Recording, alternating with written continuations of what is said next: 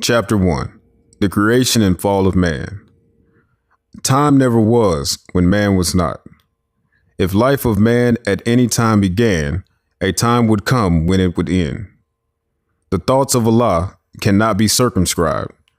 No finite mind can comprehend things infinite. All finite things are subject unto change. All finite things will cease to be because there was a time when they were not. The bodies and the souls of men are finite things, and they will change. Ye, from the finite point of view, the time will come when they will be no more. But man himself is not the body nor the soul. He is a spirit and a part of Allah. Creative fate gave to man, to spirit man, a soul that he might function on the plane of soul. Gave him a body of flesh, that he might function on the plane of things made manifest.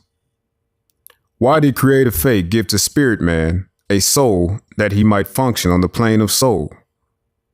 Why did creative fate give to soul a body of flesh that he might function on the plane of things that are made manifest? Hear now, ye cherubim, ye seraphim, ye angels, and ye men. Hear now, O protoplasm, and earth, and plant, and beast. Hear now, ye creeping things of earth, ye fish that swim, ye birds that fly. Hear now, ye winds that blow, ye thunders and ye lightnings of the sky. Hear now, ye spirits of the fire, of water, earth, and air. Hear now, O everything that is or was or evermore will be, for wisdom speaks from out of the highest plane of spirit life. Man is a thought of Allah. All thoughts of Allah are infinite. They are not measured up by time, for the things that are concerned with time begin and end. The thoughts of Allah are the everlasting of the past unto the never-ending days to come. And so is man, the spirit man. But man, like every other thought of Allah, was but a seed that held within itself the potencies of Allah. Just as a seed of any plant of earth holds deep within itself the attributes of every part of that especial plant. So spirit man, as seed of Allah, held deep within himself the attributes of every part of Allah. Now seeds are perfect, ye is perfect as the source from which they come, but they are not unfolded into life made manifest. The child is as perfect as the mother is. So man, the seed must be deeply planted in a soil that he might grow, unfold, as does the bud unfold to show the flower. The human seed that came forth from the heart of Allah was foreordained to be the Lord of the plane of soul and of the plane of things made manifest. So Allah, the husbandman of everything that is, threw forth this human seed into the soil of soul. It grew apace, and man became a living soul, and he became the Lord of all the kingdom of the soul. Hark now, let every creature hear. The plane of the soul is but the ether of the spirit plane, vibrating not so fast. And in the slower rhythm of this plane, the essence of life are manifest. The perfumes and the odors, the true sensations and the all of love manifest. And these soul attributes became embodied beautiful. A multitude of lessons man must learn upon the plane of soul. And here he tarries many ages until his lessons are all learned. Upon the boundary of the plane of soul, the ether began to vibrate slower still, and then the essences took on a final garb. The perfumes and odors and the true sensations and the all of love were clothed in flesh, and man was clothed in flesh. Perfected man must pass through all the ways of life, and so a carnal was full manifest, a nature that sprang forth from fleshy things. Without a foe, a soldier never knows his strength, and thought must be developed by the exercise of strength. And so this carnal nature soon became a foe that man must fight. that he might be the strength of Allah made manifest. Let every living thing stand still and hear. Man is the Lord of all the plane of manifest, of protoplast, of mineral, of plant, of beast, but he gave up his birthrights just to gratify his lower self. But man will regain his lost estate, his heritage, but he must do it in a conflict that cannot be told in words. Yea, he must suffer trials and temptations manifold. But let him know that cherubim and seraphim that rule the stations of the sun and spirit of the mighty Allah, who rule the solar stars, are his protectors and his guide, and they will lead to victory. Man will be fully saved, redeemed, perfected by the things he suffers on the plane of flesh and on the plane of soul. When man has conquered carnal things, his garb of flesh will then have served its purpose well, and it will fall, will be no more. Then he will stand untrammeled on the plane of soul, where he must full complete his victories.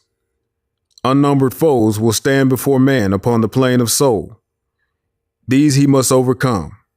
Yea, overcome them every one. Thus hope will ever be his beacon light. There is no failure for the human soul, for Allah is leading on and victory is sure. Man cannot die. The spirit man is one with Allah, and while Allah lives, man cannot die. When man has conquered every foe upon the plane of soul, the sea will have full opened out, will have unfolded in the holy breath. The garb of soul will then have served its purpose well, and man will need it nevermore. And it will pass and be no more, and man will then attain unto the blessedness of perfectedness and at one with Allah. Chapter 2. Education of Mary and Elizabeth in Zone Egypt. The son of Herod, Archelaus, reigned in Jerusalem. He was a selfish, cruel king. He put to death all those who did not honor him. He called in council all the wisest men and asked the infant claimant of his throne. The council said that John and Jesus both were dead. Then he was satisfied. Now Joseph, Mary, and their son were in Egypt in Zone, and John was with his mother in the Judean hills.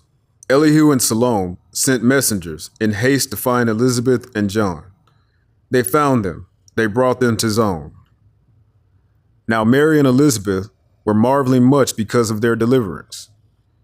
Elihu said, "It is not strange. There are no happenings. Law governs all events. From olden times, it was ordained that you should be with us, and in this sacred school be taught." Elihu and Salome took Mary and Elizabeth out to the sacred grove, nearby where they were wont to teach. Elihu said to Mary and Elizabeth, "You may esteem yourselves thrice blessed, for you are chosen mothers of long-promised sons, who are ordained to lay a solid rock, a sure foundation stone, on which the temple of the perfect man shall rest, a temple that shall never be destroyed. We measure time by cycle ages, and the gate to every age we deem a milestone in the journey of the race. An age had passed. The gate unto another age flies open at the age touch of time.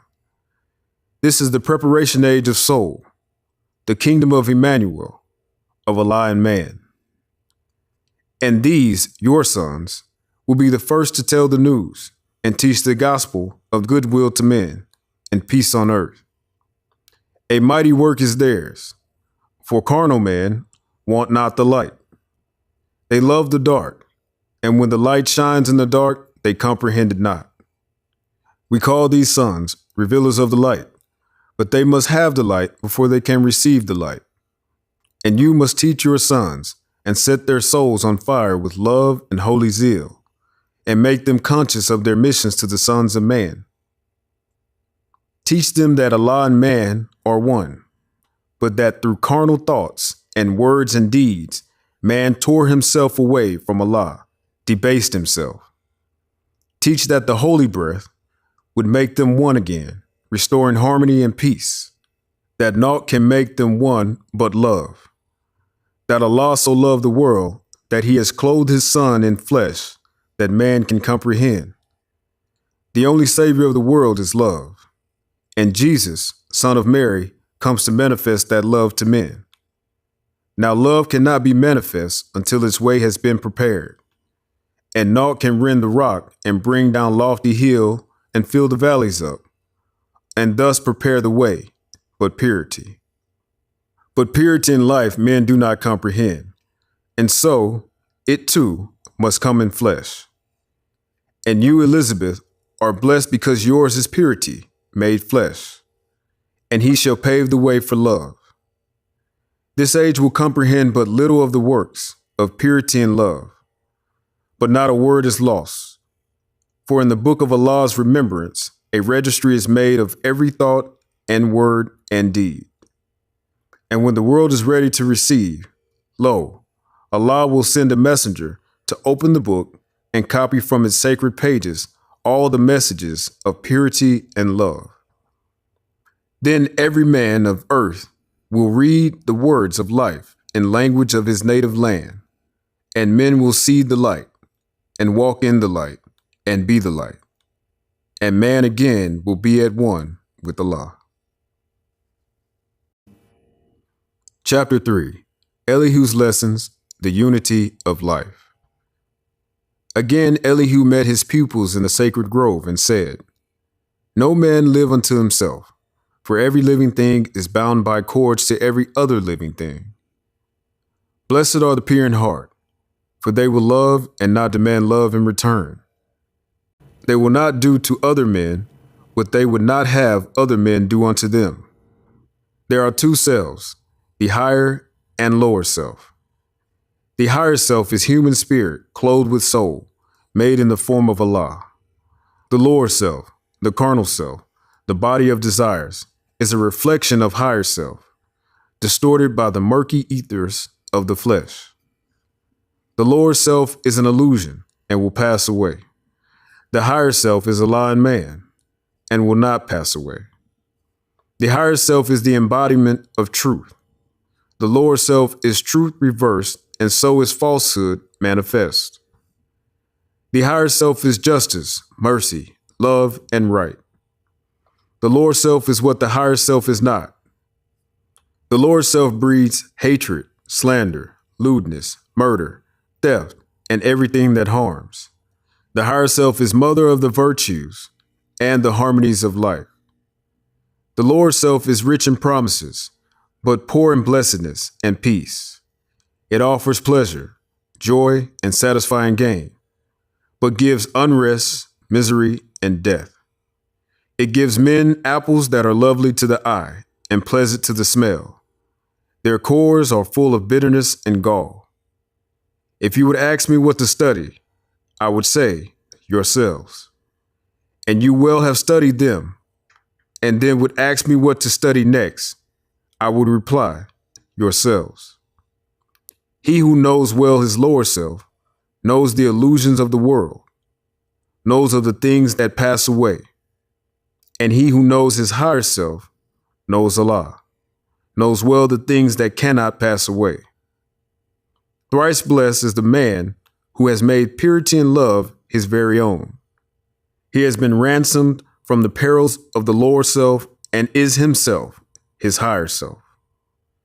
Men seek salvation from an evil that deems a living monster of the netherworld, and they have gods that are but demons in disguise, all powerful, yet full of jealousy and hate and lust, whose favors must be bought with costly sacrifice of fruits and of the lives of birds and animals and humankind. And yet these gods possess no ears to hear, no eyes to see, no heart to sympathize, no power to save. This evil is a myth. These gods are made of air and clothed with the shadow of a thought. The only devil from which man must be redeemed is self, the lower self. If man would find his devil, he must look within. His name is self. If man would find his savior, he must look within. And when the demon self has been dethroned, the savior, love, will be exalted to the throne of power. The David of light is purity, who slays the strong Goliath of the dark and seats the Savior, love, upon the throne. Chapter 4. Death and Burial of Elizabeth. Matheno's Lessons. The Ministry of Death. When John was 12 years old, his mother died, and neighbors laid her body in a tomb among her kindred in the Hebron burying ground and near to Zacharias' tomb. And John was deeply grieved. He wept. Matheno said, "It is not well to weep because of death. Death is no enemy of man. It is a friend who, when the work of life is done, just cuts the cord that binds the human boat to earth, that it may sail on smoother seas. No language can describe a mother's worth, and yours was tried and true. But she was not called hence until her tasks were done. The calls of death are always for the best, for we are solving problems there as well as here, and one is sure to find himself where he can solve his problems best. It is selfishness that makes one wish to call again to earth departed souls. Then let your mother rest in peace. Just let her noble life be strength and inspiration unto you. A crisis in your life has come, and you must have a clear conception of the work that you are called to do. The sages of the ages call you harbinger. The prophets look to you and say, 'He is Elijah, come again.' Your mission here is that of a harbinger, for you will go before the Messiah's face to pave his way and make the people ready to receive their king. This readiness is purity of heart. None but the pure in heart can recognize the king. To teach men to be pure in heart, you must yourself be pure in heart and word and deed. In infancy, the vow for you was made, and you became a Nazarite. The razor shall not touch your face nor head, and you shall not taste wine nor fiery drinks. Men need a pattern for their lives. They love to follow, not to lead. The man who stands upon the corners of the paths and points the way, but does not go, is just a pointer, and a block of wood can do the same. The teacher treads the way. On every span of ground he leaves his footprints clearly cut, which all can see and be assured that he, their master, went that way. Men comprehend the inner life by what they see and do. They come to Allah through ceremonies and forms. And so when they would make men know that sins are washed away by purity in life, a rite symbolic may be introduced. In water, wash the bodies of the people who would turn away from sin and strive for purity in life. This rite of cleansing is a preparation rite, and they who thus are cleansed comprise the temple of purity. And you shall say, 'You men of Israel, hear, reform and wash, become the sons of purity, and you shall be forgiven.' This rite of cleansing and this temple are but symbolic of the soul, which does not come with outward show, but is the temple within. Now you may never point the way and tell the multitudes to do what you have never done, but you must go before and show the way. You are to teach that men must wash, so you must lead the way. Your body must be washed, symbolic of the cleansing of the soul." John said, "Why need I wait? May I not go at once and wash?" Matheno said, "'Tis well." And they went down to the Jordan ford and east of Jericho, just where the host of Israel crossed when first they entered Canaan. They tarried for a time. Matheno taught the harbinger, and he explained to him the inner meaning of the cleansing rite and how to wash himself and how to wash the multitude. And in the river Jordan, John was washed. Then they returned into the wilderness. Now in Engedi's hills, Matheno's work was done, and he and John went down to Egypt. They rested until they reached the temple of Saqqara in the valley of the Nile. For many years, Matheno was a master in this temple of the Brotherhood. And when he told about the life of John and of his mission to the sons of men, the Hierophant, with joy received the harbinger, and he was called the Brother Nazarite. For 18 years, John lived and wrought within these temple gates. And here he conquered self, became a mastermind, and learned the duties of the harbinger. Chapter 5. After the feast, the homeward journey, the missing Jesus, the search for him, his parents find him in the temple. He goes with them to Nazareth, symbolic meaning of carpenter's tools. The great feast of the Pasch was ended, and the Nazarenes were journeying toward their homes. And they were in Samaria, and Mary said, "Where is my son?" No one had seen the boy, and Joseph sought among their kindred, who were on their way to Galilee, but they had seen him not. Then Joseph, Mary, and a son of Zebedee returned and sought through all Jerusalem, but could find him not. And Mary asked the guards, had they seen Jesus, a little boy about 12 years old? The guards replied, "Yes, he is in the temple now disputing with the doctors of the law." And they went in and found him as the guards had said. And Mary said, "Why, Jesus, why do you treat your parents thus? Lo, we have sought 2 days for you. We feared that some great harm had overtaken you." And Jesus said, "Do you not know that I must be about my Father's work?" But he went round and pressed the hand of every doctor of the law and said, "I trust that we meet again." And then he went forth with his parents on their way to Nazareth.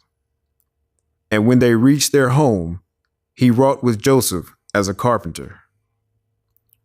One day, as he was bringing forth the tools for work, he said, "These tools remind me of the ones we handle in the workshop of the mind, where things are made of thought and where we build up character.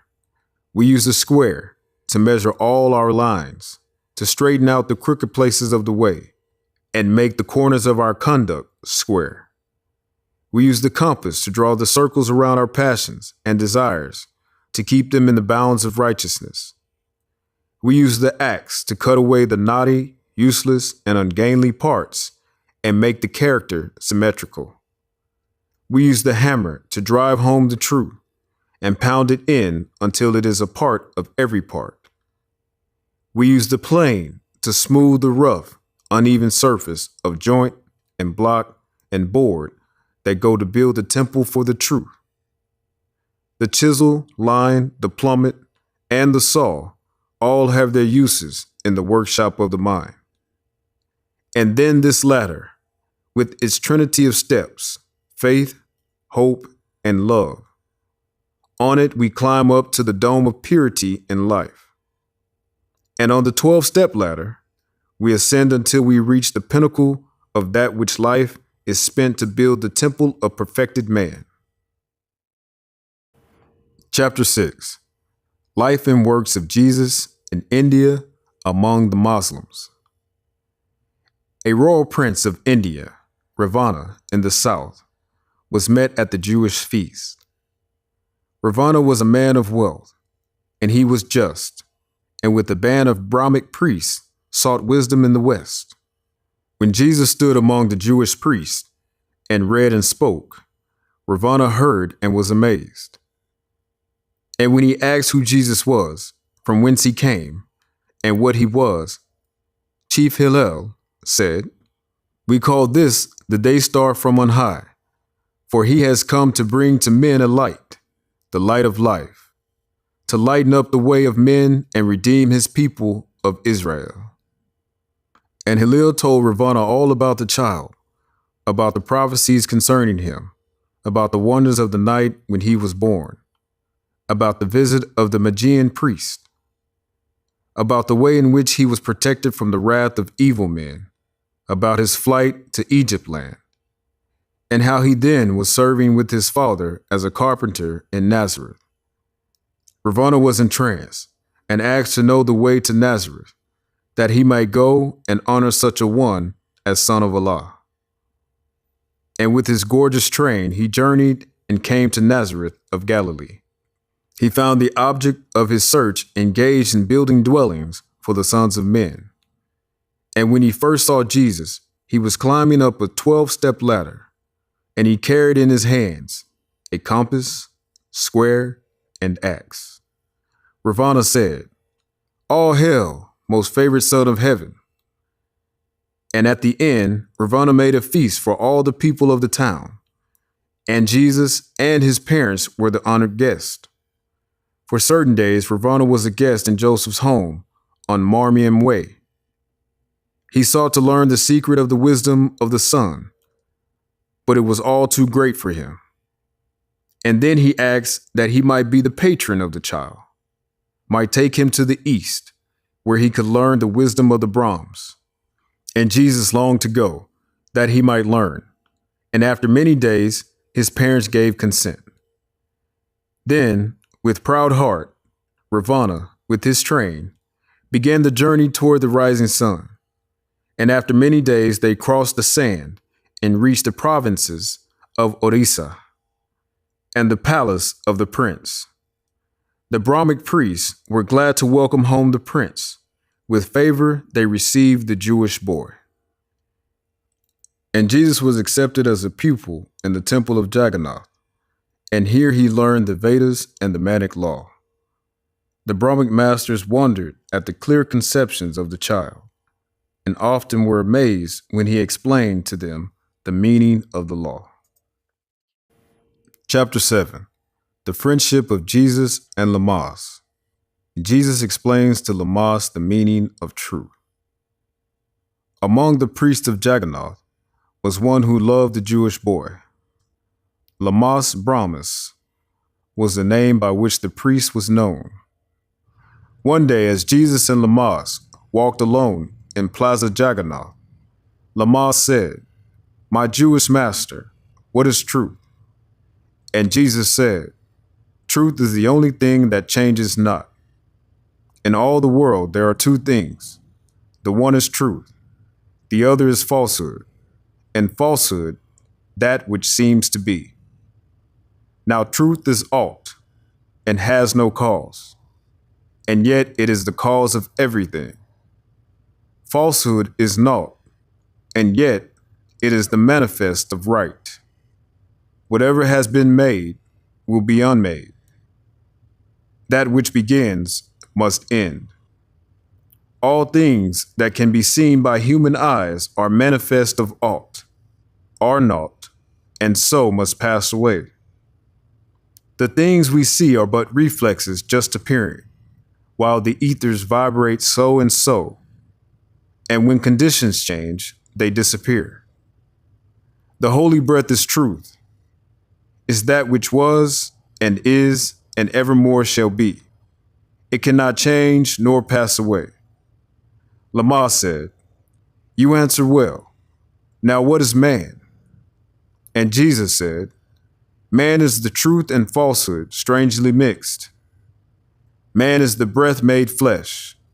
So truth and falsehood are conjoined in him.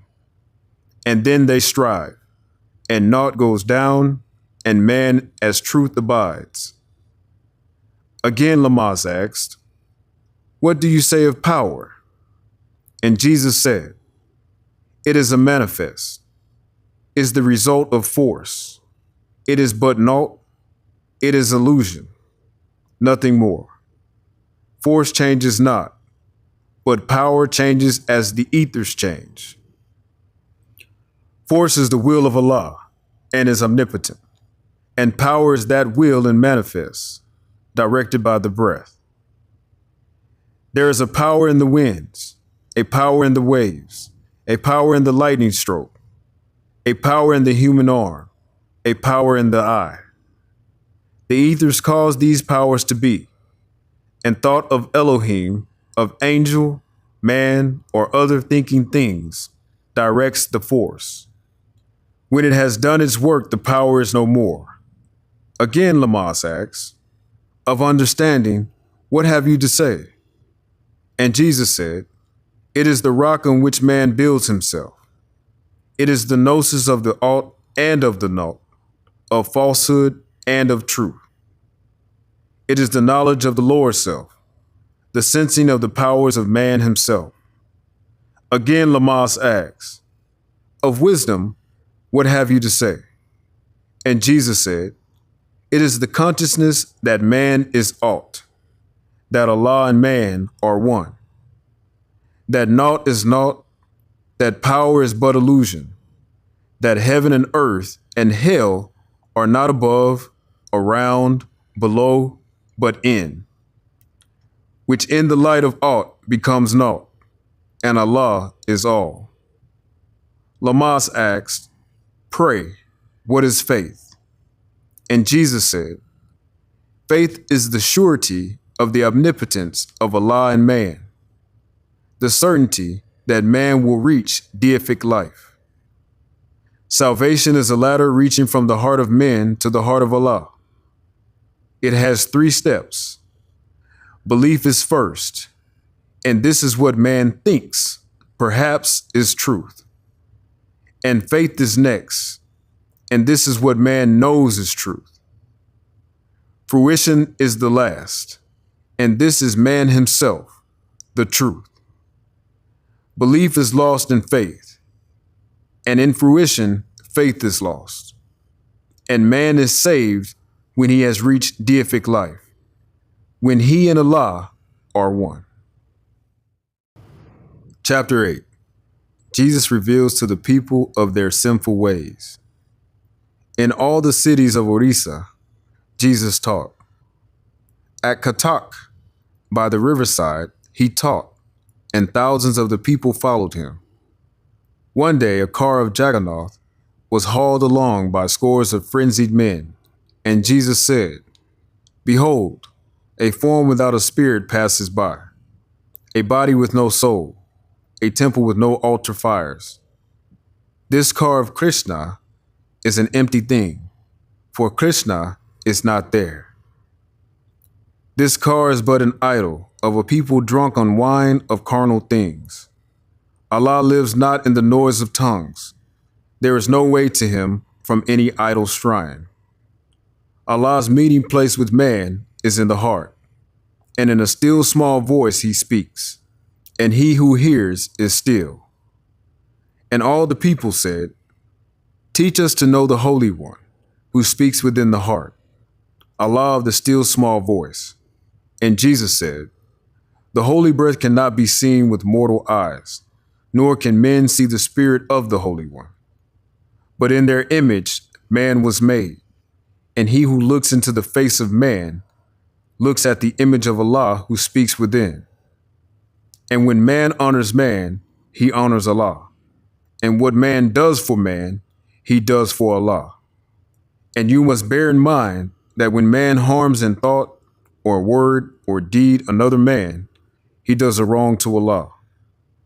If you would serve Allah who speaks within the heart, just serve your near of kin, and those who are no kin, the stranger at your gates, the foe who seeks to do you harm. Assist the poor and help the weak.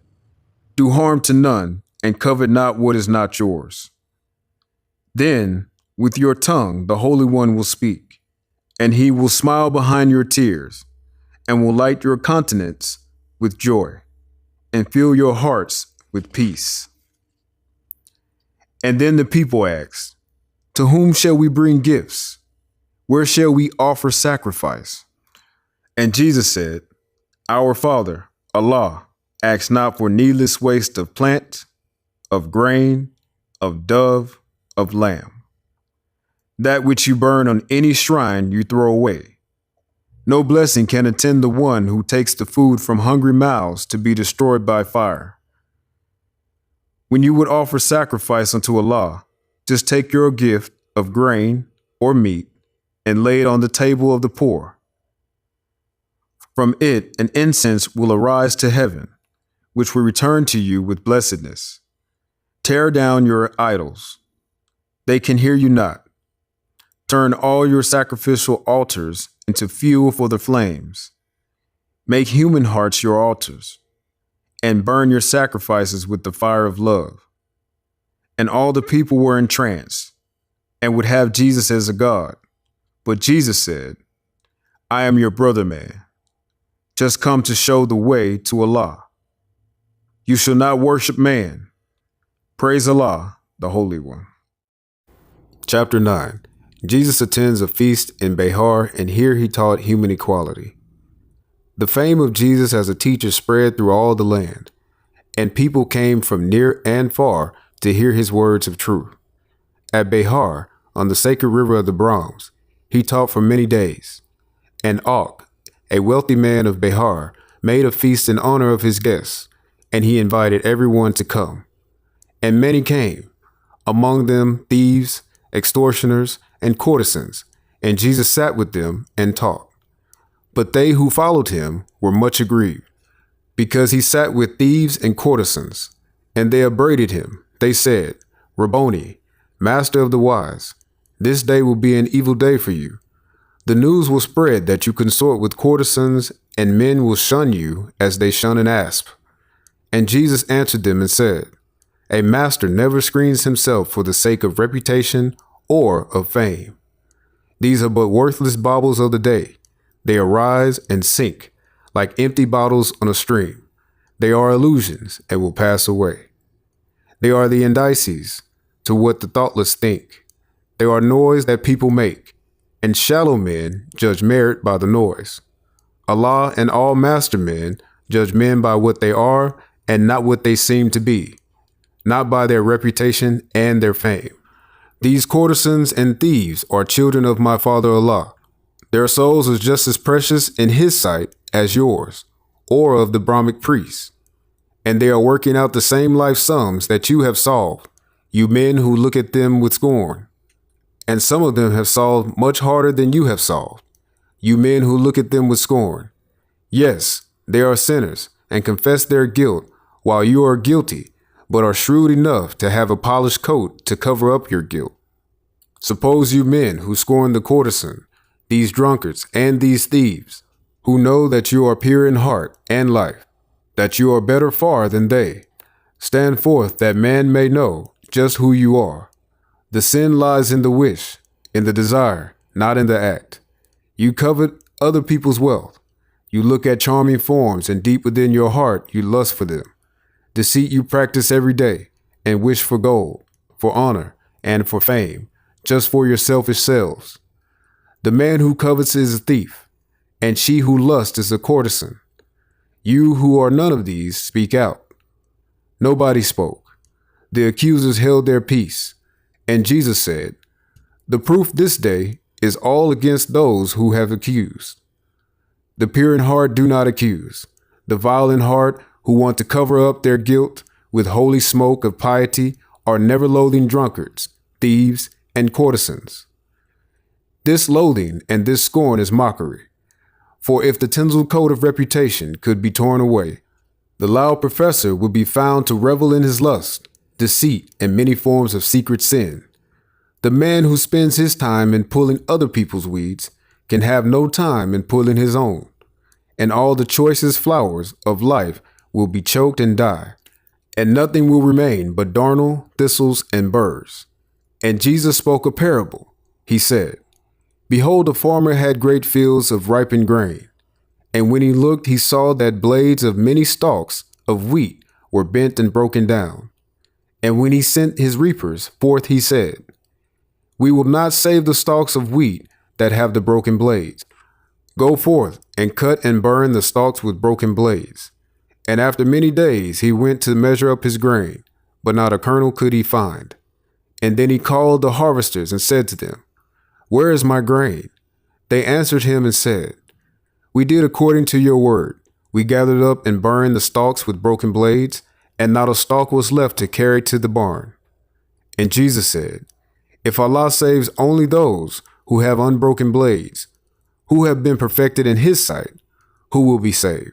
And the accusers hung their heads in shame, and Jesus went his way. Chapter 10. Jesus spake on the unity of Allah and man to the Hindus. Benares is the sacred city of the Brahms, and in Benares Jesus taught. Udraka was his host. Udraka made a feast in honor of his guest, and many high-born Hindu priests and scribes were there. And Jesus said to them, with much delight, I speak to you concerning life, the brotherhood of life. The universal Allah is one, yet he is more than one. All things are one. By the sweet breath of Allah, all life is bound in one. So if you touch a fiber of a living thing, you send a thrill from center to the outer bounds of life. And when you crush beneath your foot the meanest worm, you shake the throne of Allah and cause the sword of life to tremble in its sheath. The bird sings out its songs for men, and men vibrate in unison to help it sing. The ant constructs its home, the bee its sheltering comb, the spider weaves her web, and flowers breathe to them a spirit in their sweet perfume that gives them strength to toil. Now men and birds and beasts and creeping things are deities made flesh. And how dare you kill anything? It is cruelty that makes the world awry. When men have learned that when they harm a living thing, they harm themselves, they surely will not kill, nor cause a thing that Allah has made to suffer pain. A lawyer said, I pray to Jesus, tell who is this Allah you speak about? Where are his priests, his temples, and his shrines? And Jesus said, the Allah I speak about is everywhere. He cannot be compassed with walls, nor hedged about with bounds of any kind. All people worship Allah, the One, but all people see him not alike. This universal Allah is wisdom, will, and love. All men see not the triune Allah.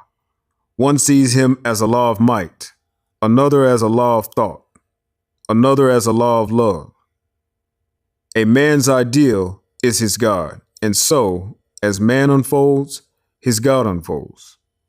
Man's God today, tomorrow is not God.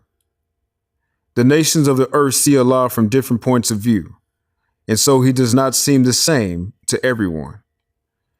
Man names the part of Allah he sees, and this to him is all of Allah. And every nation sees a part of Allah, and every nation has a name for Allah. You Brahmins call him Parabrahm. In Egypt, he is Thoth, and Zeus is his name in Greece. Jehovah is his Hebrew name. But everywhere, he is the causeless cause, the rootless root, from which all things have grown. When men are afraid of Allah and take him for a foe, they dress up other men in fancy garbs and call them priests, and charge them to restrain the wrath of Allah by prayers, and when they fail to win his favor by their prayers, to buy him off with sacrifice of animals or birds. When man sees Allah as one with him, as Father Allah, he needs no middleman, no priest to intercede. He goes straight up to him and says, My Father God Allah. And then he lays his hands in Allah's own hand, and all is well. And this is Allah. You are, each one, a priest just for yourself, and sacrifice of blood Allah does not want. Just give your life in sacrificial service to the all of life, and Allah is pleased. When Jesus had thus said, he stood aside. The people were amazed, but strove among themselves. Some said, he is inspired by holy Brahm, and others said, he is insane. And others said, he is obsessed. He speaks as devils speak. But Jesus tarried not, Among the guests was one, a tiller of the soil, a generous soul, a seeker after truth, who loved the words that Jesus spoke. And Jesus went with him and in his home abode. Chapter 11. Jesus and Bharata. Together they read the sacred books.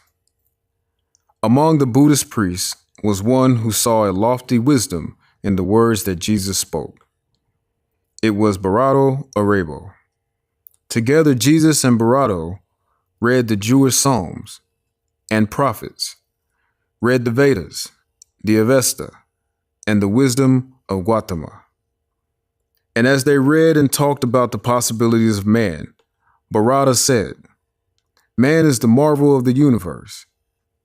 He is part of everything, for he has been a living thing on every plane of life. Time was when man was not, and then he was a bit of formless substance in the molds of time, and then a protoplast. By universal law, all things tend upward to a state of perfectness. The protoplast evolved, becoming worm, then reptile, bird, and beast, and then at last it reached the form of man. Now man himself is mind, and mind is here to gain perfection by experience. And mind is often manifest in fleshy form, and in the form best suited to its growth. So mind may manifest as worm, or bird, or beast, or man. The time will come when everything of life will be evolved into the state of perfect man. And after man is man in perfectness, he will evolve to higher forms of life." And Jesus said, "Bharata Arebo, who told you this? That mind which is man may manifest in flesh of beast or bird or creeping thing." Bharata said, "From time which man remembers, not our priests have told us so. And so we know." And Jesus said, "Enlighten, Arebo. Are you a mastermind and do not know that man knows naught by being told? Man may believe what others say, but thus he never knows. If man would know, he must himself be what he knows. Do you remember, Arebo, when you were an ape, or bird, or worm? Now, if you have not better proving of your plea than that the priests have told you so, you do not know, you simply guess. Regard not, then, what any man has said. Let us forget the flesh and go with mind into the land of fleshless things. Mind never does forget. And backward through the ages, masterminds can trace themselves, and thus they know. Time never was when man was not. That which begins will have an end. If man was not, the time will come when he will not exist. From Allah's own record book we read, the triune Allah breathed forth and stood 7 spirits before his face. The Hebrews called these 7 spirits Elohim. And these are they who, in their boundless power, created everything that is or was. These spirits of the triune Allah moved on the face of boundless space, and 7 others were, and every other had its form of life. These forms of life were but the thought of Allah, clothed in the substance of their ether planes. Men called these ether planes the planes of protoplast, of earth, of plant, of beast, of man, of angel, and cherubim. These planes with all their teeming thoughts of Allah are never seen by eyes of man and flesh. They are composed of substance far too fine for fleshy eyes to see. And still they constitute the soul of things. And with the eyes of soul, all creatures see these ether planes and all the forms of life.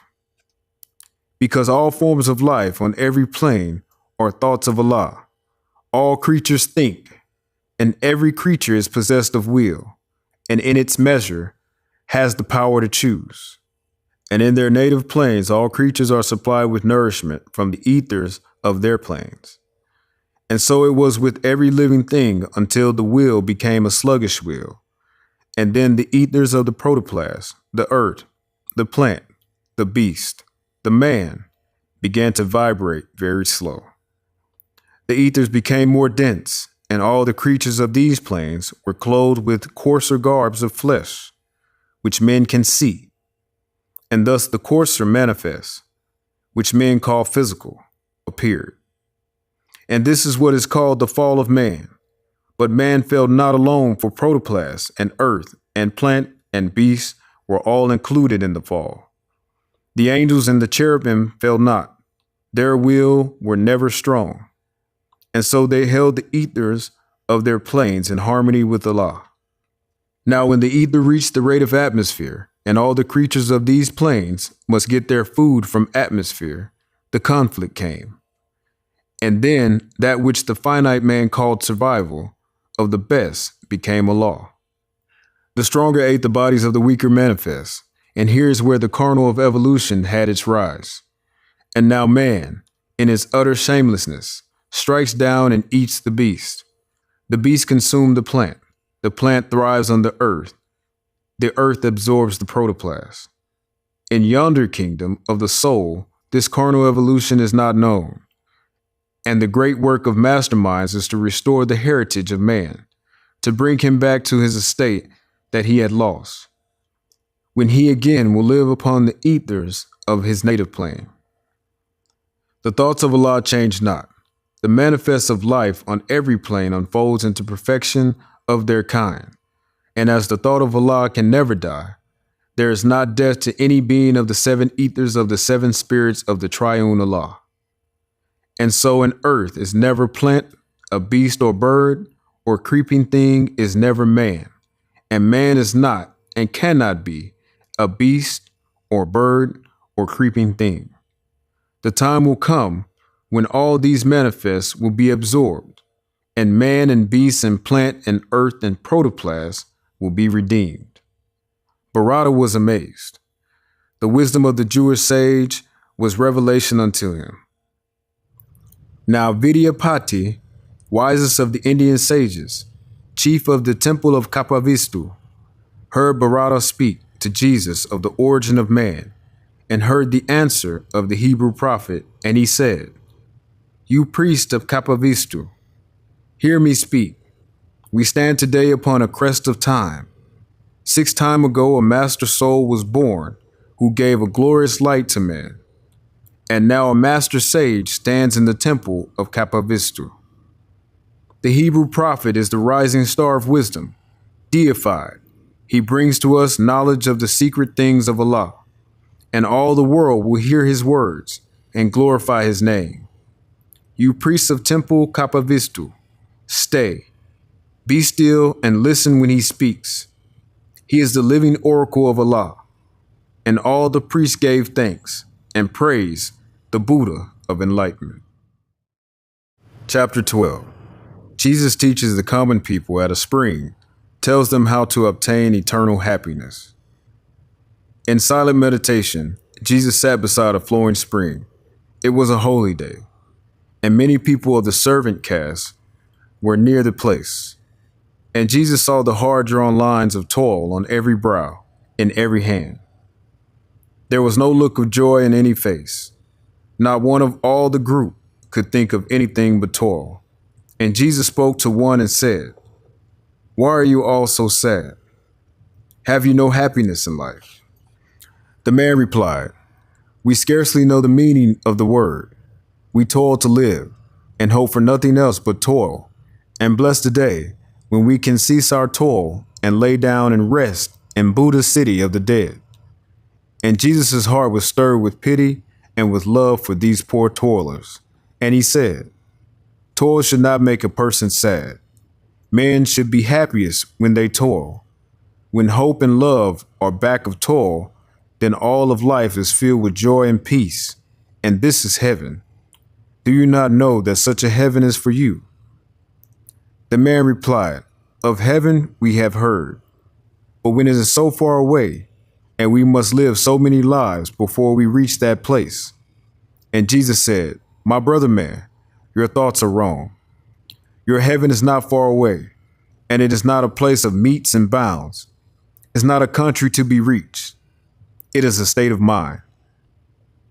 Allah never made a heaven for man. He never made a hell. We are creators and make our own. Now cease to seek for heaven in the sky.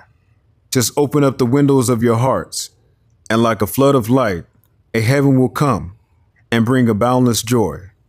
Then the toil will be no cruel task. The people were amazed and gathered close to hear this strange young master speak, imploring him to tell them more about the Father God, Allah, about the heaven that men can make on earth, about the boundless joy. And Jesus spake a parable. He said, a certain man possessed a field. The soil was hard and poor. By constant toil, he scarcely could provide food to keep his family from want. One day, a miner who could see beneath the soil in passing on his way saw this poor man in his unfruitful field. He called the weary toiler and said, my brother, know you not that just below the surface of your barren field, rich treasures lie concealed? You plow and sow and reap in a scanty way, and day by day you tread upon a mine of gold and precious stones. This wealth lies not upon the surface of the ground, but if you would dig away the rocky soil and delve down deep into the earth, you need no longer till the soil for naught. The man believed, the miner surely knows, and I will find the treasures hidden in my field. And then he dug away the rocky soil, and deep down in the earth he found a mine of gold. And Jesus said, the sons of men are toiling hard on desert plains and burning sands and rocky soils, are doing what their fathers did, not dreaming that they can do aught else. Behold, a master comes and tells them of a hidden wealth, that underneath the rocky soil of carnal things are treasures that no man can count, that in the heart the richest gems abound, that he who wills may open the door and find them all. And then the people said, make known to us the way that we may find the wealth that lies within the heart. And Jesus opened up the way. The toilers saw another side of life, and toil became a joy. Chapter 13. Life and works of Jesus in Egypt among the Gentiles. Jesus with Elihu and Salome in Egypt tells the story of his journeys. Elihu and Salome praise Allah. Jesus goes to the temple in Heliopolis and is received as a pupil. And Jesus came to Egypt land, and all was well. He tarried not upon the coast. He went at once to Zon, home of Elihu and Salome, who 25 years before had taught his mother in their sacred school. And there was joy when met these three. When last the son of Mary saw these sacred groves, he was a babe. And now a man, grown strong by buffeting of every kind, a teacher who had stirred the multitudes in many lands. And Jesus told the aged teachers all about his life, about his journeyings in foreign lands, about the meetings with the masters and his kind receptions by the multitudes. Elihu and Salome heard his story with delight. They lifted up their eyes to heaven and said, our Father God Allah, let now thy servants go in peace, for we have seen the glory of Allah. And we have talked with him, the messenger of love, and of the covenant of peace on earth, goodwill to men. Through him shall all the nations of the earth be blessed. Through him, Emmanuel. And Jesus stayed in Zon many days, and then went forth into the city of the sun, that men call Heliopolis, and sought admission to the temple of the sacred brotherhood. The council of the brotherhood convened, and Jesus stood before the Hierophant. He answered all questions that were asked with clearness and with power. The Hierophant exclaimed, Rabboni of the Rabbinate, why come you here? Your wisdom is the wisdom of the gods. Why seek for wisdom in the halls of men? And Jesus said, in every way of life I would walk. In every hall of learning I would sit. The heights that any man has gained, these I would gain. What any man has suffered, I would meet. That I may know the griefs, the disappointments, and the sore temptations of my brother man. and I may know just how to succor those in need. I pray you, brothers, let me go into your dismal crypts, and I will pass the hardest of your tests." The master said, "Take then the vow of secret brotherhood." And Jesus took the vow of secret brotherhood. Again, the master spoke. He said, "The highest heights are gained by those who reach the greatest depths, and you shall reach the greatest depths." The guide then led the way, and in the fountain Jesus bathed. And when he had been clothed in proper garb, he stood again before the Hierophant. Chapter 14. The Ministry of John the Harbinger. John the Harbinger returns to Hebron, lives as a hermit in the wilds, visits Jerusalem, and speaks to the people. It came to pass when John, the son of Zacharias and Elizabeth, had finished all his studies in the Egyptian schools, he returned to Hebron, where he abode for certain days. And then he sought the wilderness and made his home in David's cave, where many years before he was instructed by the Egyptian sages. Some people called him the hermit of Engedi, and others said, "He is the wild man of the hills." He clothed himself with skins of the beast. His food was carobs, honey, nuts, and fruits. When John was 30 years of age, he went into Jerusalem, and in the marketplace he sat in silence 7 days. The common people and the priests, the scribes and the Pharisees came out in multitudes to see the silent hermit of the hills, but none were bold enough to ask him who he was. But when his silent past was done, he stood forth in the midst of all and said, "Behold, the king has come. The prophets told of him. The wise men long have looked for him. Prepare, O Israel, prepare to meet your king." And that was all he said. And then he disappeared, and no one knew where he had gone. And there was great unrest through all Jerusalem. The rulers heard the story of the hermit of the hills, and they sent couriers forth to talk with him, that they might know about the coming king. But they could find him not. And after certain days, he came again into the marketplace, and all the city came to hear him speak. He said, "Be not disturbed, you rulers of the state. The coming king is no antagonist. He seeks no place on earthly throne. The eyes of men shall see it not, and none can enter but the pure in heart. Prepare, O Israel, prepare to meet your king." Again the hermit disappeared. The people strove to follow him, but he drew a veil about his form, and men could see him not. Jewish feast day came. Jerusalem was filled with Jews and proselytes from every part of Palestine. And John stood in the temple court and said, "Prepare, O Israel, prepare to meet your king. So you have lived in sin. The poor cry in your streets, and you regard them not. Your neighbors, who are they? You have defrauded friends and foes alike. You worship Allah with voice and lip. Your hearts are far away and set on gold. Your priests have bound upon the people burdens far too great to bear. They live in ease upon the hard-earned wages of the poor. Your lawyers, doctors, scribes are useless cumberers of the ground. There are but tumors on the body of the state. They toil not, neither do they spin, yet they consume the profits of your marts of trade. Your rulers are adulterers, extortioners, and thieves, regarding not the rights of man. And robbers ply their calling in the sacred hills. The holy temple you have sold to thieves. Their dens are in the sacred places set apart for prayer. Hear, hear, you people of Jerusalem.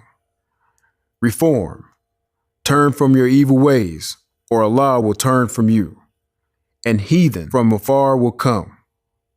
And what is left of all your honor and your fame will pass in one short hour.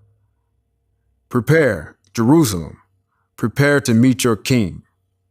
He said no more. He left the court, and no one saw him go.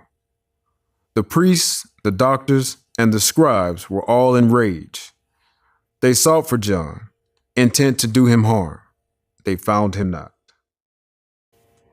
Chapter 15. Divine Ministry of Jesus. Jesus goes to the wilderness for self-examination, where he remains 40 days, is subjected to 3 temptations. He overcomes, returns to the camps of John, and begins teaching.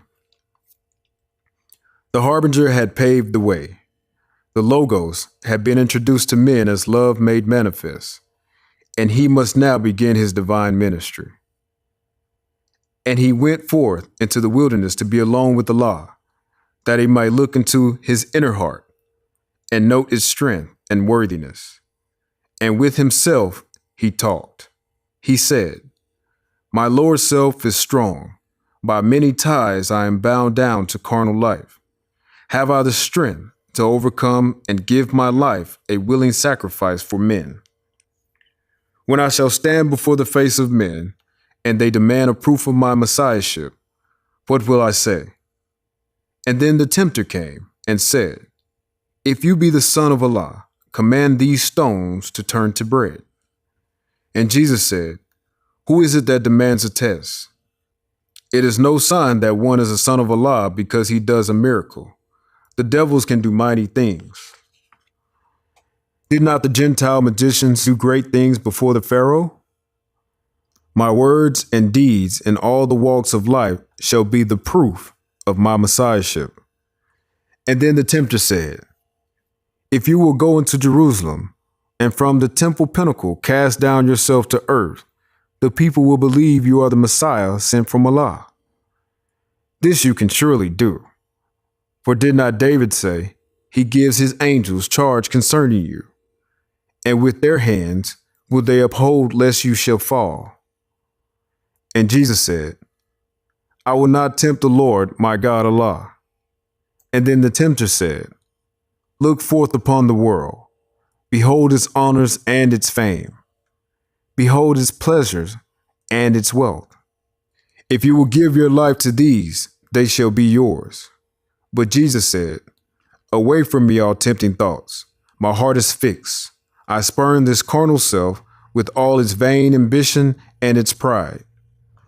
For 40 days did Jesus wrestle with this carnal self. His higher self prevailed. He then was hungry, but his friends had found him and they ministered to him. Then Jesus left the wilderness, and in the consciousness of holy breath, he came into the camps of John and taught. Chapter 16. Pilate's final effort to release Jesus fails. He washes his hands in feigned innocence. Delivers Jesus to the Jews for execution. The soldiers drive him to Calvary. A superstitious people are the Jews. They have a faith that they have borrowed from the idol worshippers of other lands, that at the end of every year they may heap all their sins upon the head of some man set apart to bear their sins. The man becomes a scapegoat for the multitudes, and they believe that when they drive him forth into the wilds or into foreign lands, they are released from sins. So every spring, before the feast, they choose a prisoner from the prisons of the land, and by a form of their own, they fain would make him bear their sins away. Among the Jewish prisoners in Jerusalem were 3 who were the leaders of a vile, seditious band, who had engaged in thefts and murders and rapine, and had been sentenced to be crucified. Barabbas and Josiah were among the men who were to die. But Barabbas was rich and had bought off priests the boon to be the scapegoat for the people at the coming feast. And he was anxiously in waiting for his hour to come. Now Pilate thought to turn this superstition to account to save the Lord Jesus. And so he went before the Jews and said, "You men of Israel, according to my custom, I will release to you today a prisoner who shall bear your sins away." This man you drive into the wilds or in foreign lands, and you have asked me to release Barabbas, who has been proven guilty of the murder of a score of men. Now, hear me, men. Let Jesus be released, and let Barabbas pay his debt upon the cross. Then you can send this Jesus to the wilds and hear no more of him." At what the ruler said, the people were enraged, and they began to plot to tear the Roman palace down and drive in exile Pilate and his household and his guards. When Pilate was assured that civil war would follow if he heeded not the wishes of the mob, he took a bowl of water, and in the presence of the multitude he washed his hands and said, "This man whom you accuse is Son of the Most High, Allah, and I proclaim my innocence. If you would shed his blood is on your hands and not mine." And then the Jews exclaimed, "And let his blood be on our hands and on our children's hands." And Pilate trembled like a leaf in fear. Barabbas he released, and as the Lord stood forth before the mob, the ruler said, "Behold your king." And would you put to death your king? The Jews replied, "He is no king. We have no king but great Tiberius." Now Pilate would not give consent that Roman soldiers should imbue their hands in blood of innocents, and so the chief priests and the Pharisees took counsel what to do with Jesus. Caiaphas had said, "We cannot crucify this man. He must be stoned to death and nothing more." And then the rabble said, "Make haste, let him be stoned." And then they led him forth toward the hill beyond the city's gates, where criminals were put to death. The rabble could not wait until they reached the place of skulls. As soon as they had passed the city's gates, they rushed upon him, smote him with their hands. They spit upon him, stoned him, and he fell upon the ground. And one, a man of Allah, stood forth and said, "Isaiah said, 'He shall be bruised for our transgressions, and by his stripes we shall be healed.'" And Jesus laid all bruised and mangled on the ground. A high priest called out, "Stay, stay, you men. Behold, the guards of Herod come, and they will crucify this man." And there beside the city's gates, they found Barabbas' cross. And then the frenzied mob cried out, "Let him be crucified." Caiaphas and the other ruling Jews came forth and gave consent. And they lifted Jesus from the ground, and at the point of swords, they drove him on. A man named Simon from Cyrene, a friend of Jesus, was near the scene. And since the bruised and wounded Jesus could not bear his cross, they laid it on the shoulders of this man and made him bear it to Calvary. Chapter 17. Jesus appears fully materialized before Apollo and the Silent Brotherhood in Greece. Appears to Claudius and Juliet on Tiber near Rome. Appears to the priests in the Egyptian temple at Heliopolis. Apollo, with the Silent Brotherhood of Greece, was sitting in the Delphian Grove. The oracle had spoken loud and long. The priests were in the sanctuary, and as they looked, the oracle became a blaze of light. It seemed to be on fire, and all consumed. The priests were filled with fear. They said, "A great disaster is to come. Our gods are mad. They have destroyed our oracle." But when the flames had spent themselves, a man stood on the oracle pedestal and said, "Allah speaks to man, not by an oracle of wood and gold, but by the voice of man. The gods have spoken to the Greeks and kindred tongues through image made by man, but Allah the One now speaks to man through Jesus, the only Son, who was and is and evermore will be. This oracle will fail. The living oracle of Allah, the One, will not fail." Apollo knew the man who spoke. He knew it was the Nazarene who once had taught the wise men in the Acropolis and had rebuked the idol worshippers upon the Athens beach. And in a moment, Jesus stood before Apollo and the Silent Brotherhood and said, "Behold, for I have risen from the dead with gifts for men. I bring to you the title of your vast estate. All power in heaven and earth is mine. To you I give all power in heaven and earth. Go forth and teach the nations of the earth the gospel of the resurrection of the dead and eternal life through Jesus, the love of Allah made manifest to men. And then he clasped Apollo's hand and said, My human flesh was changed to higher form by love divine, and I can manifest in flesh or in the higher planes of life at will. What I can do, all men can do. Go teach the gospel of the omnipotence of man.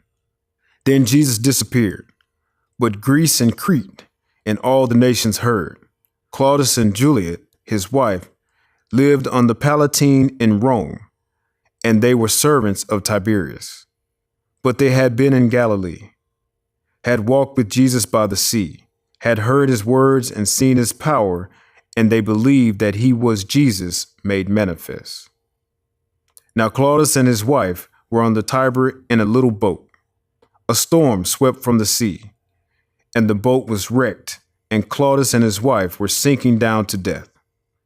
And Jesus came and took them by the hands and said, Claudius and Juliet, arise and walk with me upon the waves.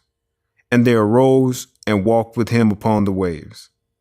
1,000 people saw 3 walk on the waves and saw them reach the land, and they were all amazed. And Jesus said, You men of Rome, I am the resurrection and the life. They that are dead shall live, and many that shall live will never die. By mouth of gods and demigods, Allah spoke unto your fathers long ago. But now he speaks to you through perfect man. He sent his son, Jesus, in human flesh to save the world. And as I lifted from the watery grave and saved these servants of Tiberius, so Jesus will lift the sons and daughters of the human race, ye, every one of them, from darkness and from graves of carnal things to light and everlasting life. I am the manifest of love raised from the dead. Behold my hands, my feet, my side which carnal men have pierced. Claudius and Juliet, whom I have saved from death, are my ambassadors to Rome. And they will point the way and teach the gospel of the holy breath and the resurrection of the dead. And that was all he said, but Rome and all of Italy heard. The priests of Heliopolis were in their temple, met to celebrate the resurrection of their brother, Nazarite. They knew that he had arisen from the dead. The Nazarite appeared and stood upon a sacred pedestal on which no man had ever stood. This was an honor that had been reserved for him who first would demonstrate the resurrection of the dead. When Jesus stood upon the sacred pedestal, the Master stood and said, All hail! The great bells of the temple rang, and all the temple was ablaze with light. And Jesus said, All honor to the masters of this temple of the sun. In flesh of man there is the essence of the resurrection of the dead. This essence, quickened by the holy breath, will raise the substance of the body to a higher tone, and make it like the substance of the bodies of the planes above, which human eyes cannot behold. There is a holy ministry in death. The essence of the body cannot be quickened by the holy breath until the fixed is solved. The body must disintegrate, and this is death. And then upon these pliant substances, Allah breathes, just as he breathed upon the chaos of the deep when the worlds were formed. And life springs forth from death. The carnal form is changed to form divine. The will of man makes possible the action of the holy breath. When will of man and will of Allah are one, the resurrection is a fact. In this we have the chemistry of mortal life, the ministry of death, the mystery of deific life. My human form was wholly given to bring my will to tune with the deific will. When this was done, my earth task, all were done.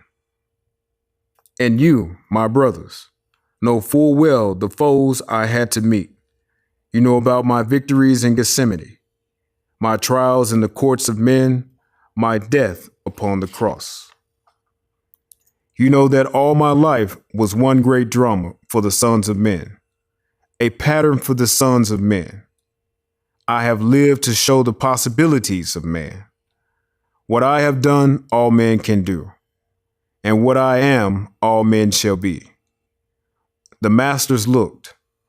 The form upon the sacred pedestal had gone, but every temple priest and every living creature said, Praise Allah.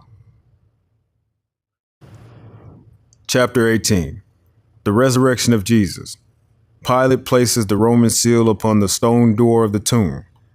At midnight, a company of the Silent Brotherhood marched about the tomb. The soldiers are alarmed. Jesus teaches to the spirits in prison. Early Sunday morning, he rises from the tomb. The soldiers are bribed by the priests to say that the disciples had stolen the body. The tomb in which they laid the body of the Lord was in a garden, rich with flowers, the garden of Siloam, and Joseph's home was near. Before the watch began, Caiaphas sent a company of priests out to the garden of Siloam, that they might be assured that Jesus' body was within the tomb. They rolled the stone away. They saw the body there, and then they placed the stone again before the door. And Pilate sent his scribe, who placed upon the stone the seal of Rome, in such a way that he who moved it would break the seal. To break this Roman seal meant death to him who broke the seal. The Jewish soldiers all were sworn to faithfulness. And then the watch began. At midnight all were well, but suddenly the tomb became a blaze of light, and down the garden a troop of white-clad soldiers marched in single file. They came up to the tomb and marched and countermarched before the door. The Jewish soldiers were alert. They thought his friends had come to steal the body of the Nazarene. The captain of the guard cried out to charge. They charged, but not a white-clad soldier fell. They did not even stop.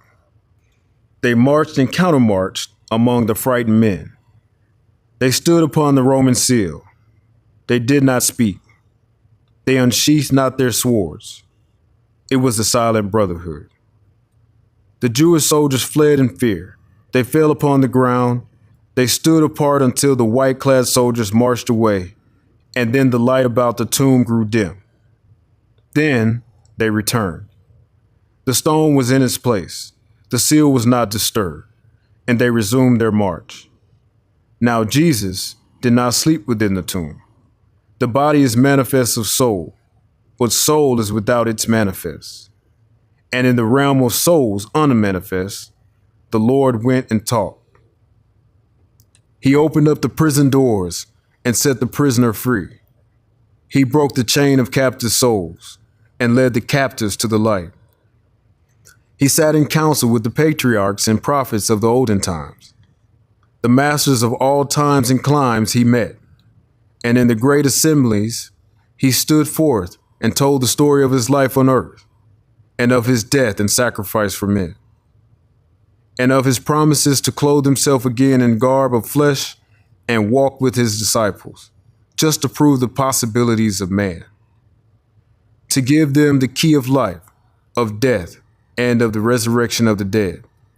In council, all the masters sat and talked about the revelations of the coming age, when she, the Holy Breath, shall fill the earth and air with holy breath and open up the way of man to perfectness and endless life. The Garden of Siloam was silent on the Sabbath day. The Jewish soldiers watched and no one else approached the tomb.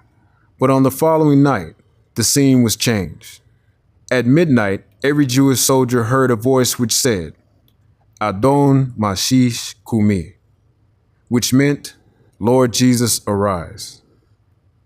And they supposed again the friends of Jesus were alert, were coming up to take the body of their Lord away.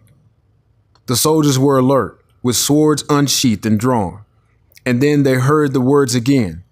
It seemed as though the voice was everywhere, and yet they saw no man. The soldiers blanched with fear, and still to flee meant death for cowardice. And so they stood and watched. Again, all this was before the sun rose. The heavens ablaze with light. A distant thunder seemed to herald forth a coming storm. And then the earth began to quake, and in the rays of light they saw a form descend from heaven. They said, "Behold, an angel comes." And then they heard again, "Adon Mashish Kumi." And then the white-robed form tramped on the Roman seal. And then he tore it into shreds. He took the mighty stone in his hand as though it were a pebble from the brook, and cast it to the side. And Jesus opened his eyes and said, "All hail the rising sun, the coming of the day of righteousness."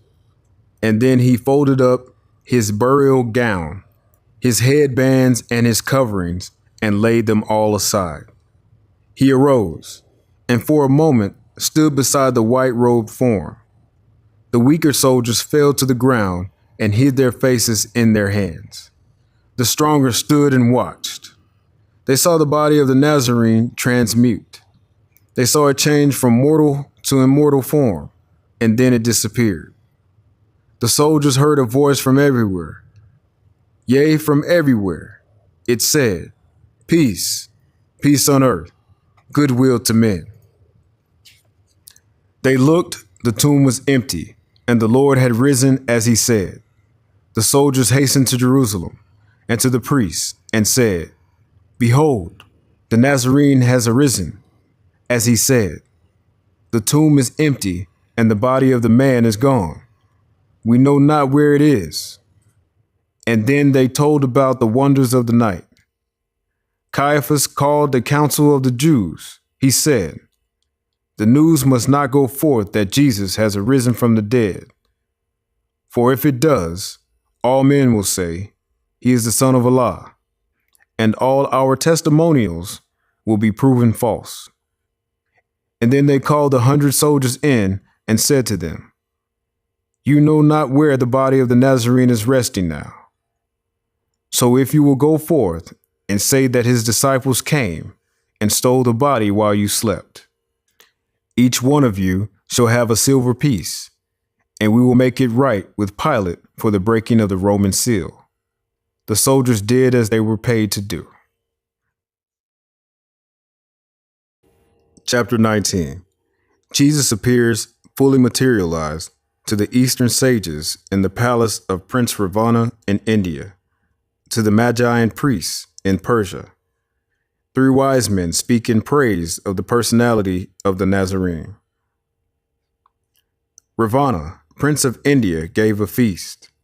His palace in Orissa was the place where men of thought from all the farther east were wont to meet.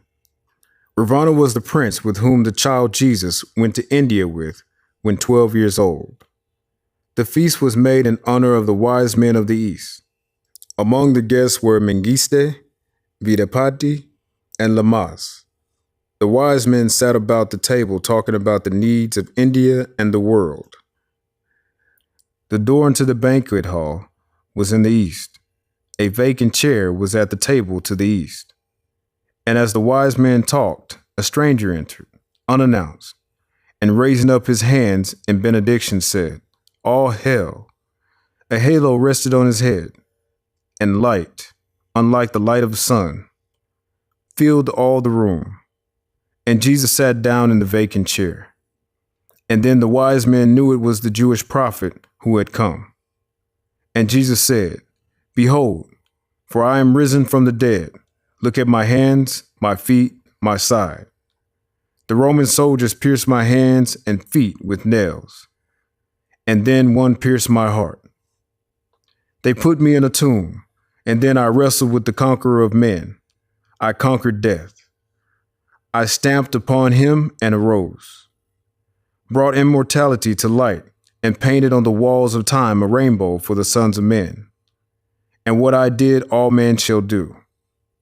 The gospel of the resurrection of the dead is not confined to Jew and Greek. It is the heritage of every man in every time and clime. And I am here, a demonstrator of the power of man.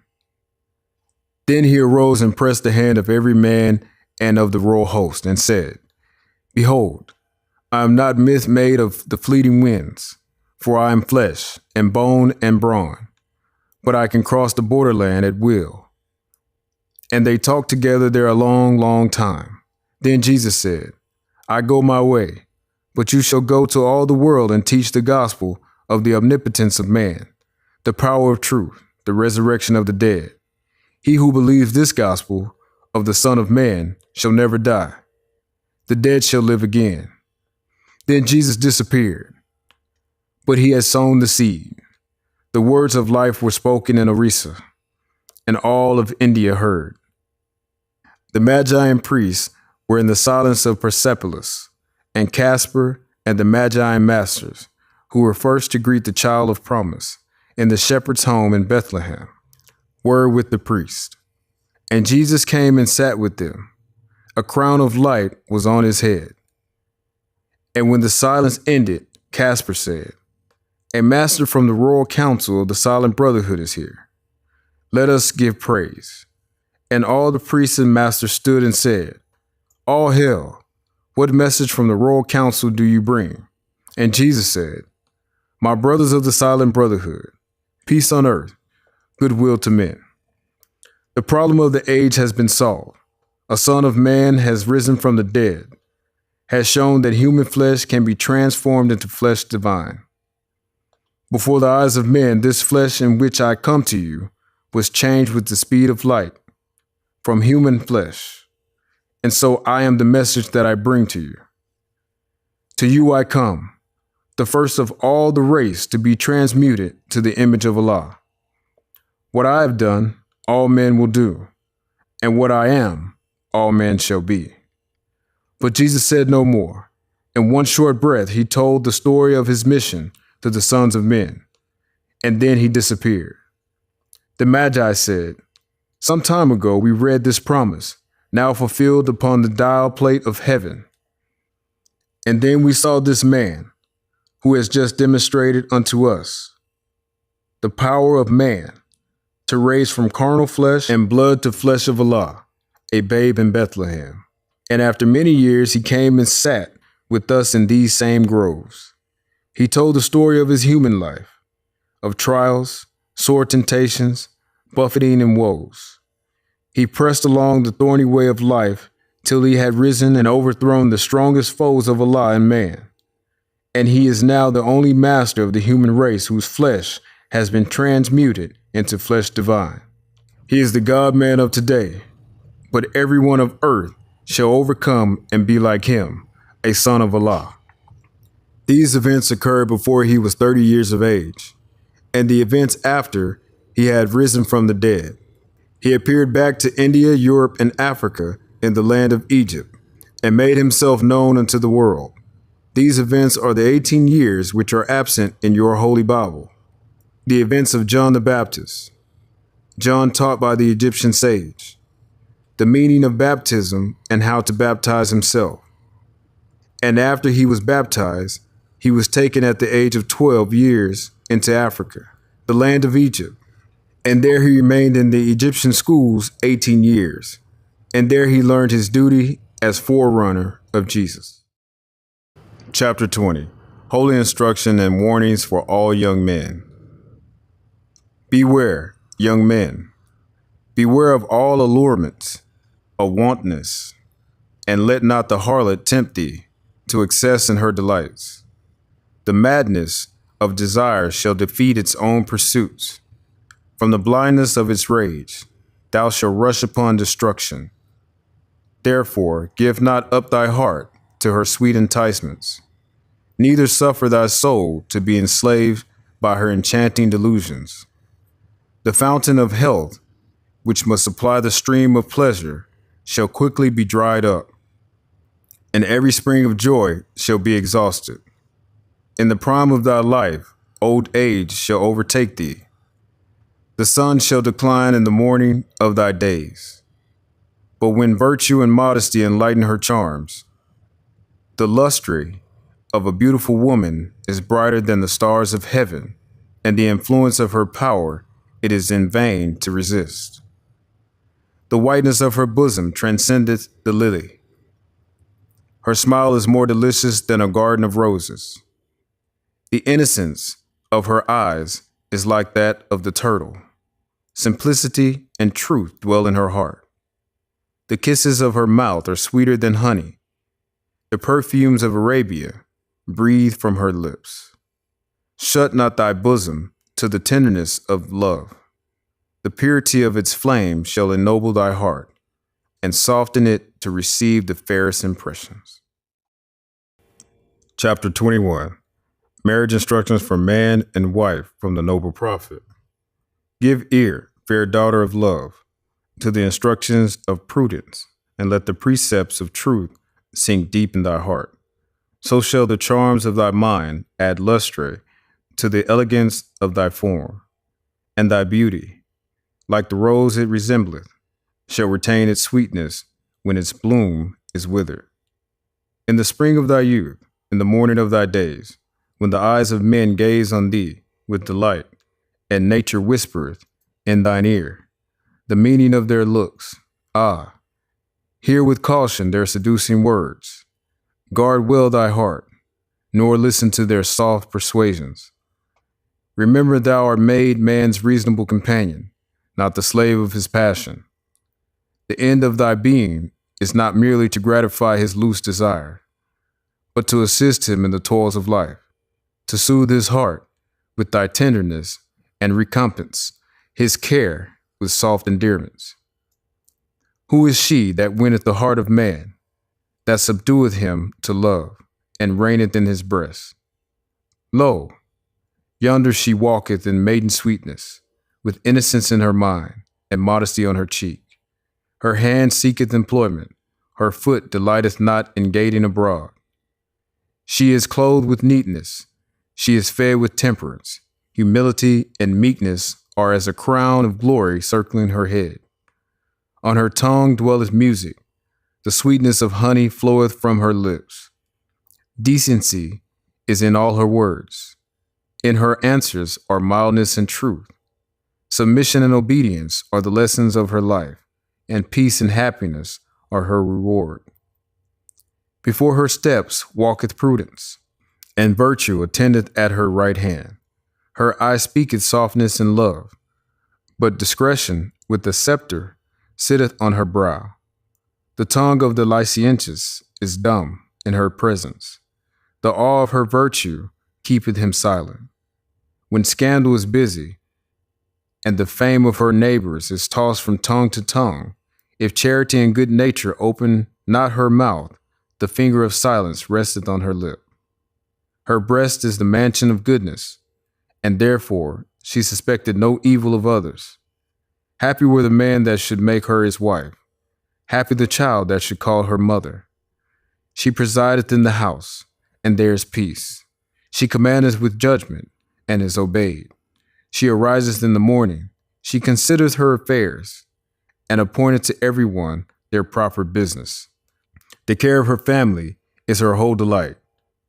To that alone she applieth her study, and elegance with frugality is seen in her mansion.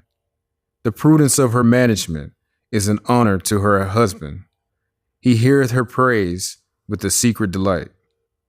She informeth the minds of her children with wisdom.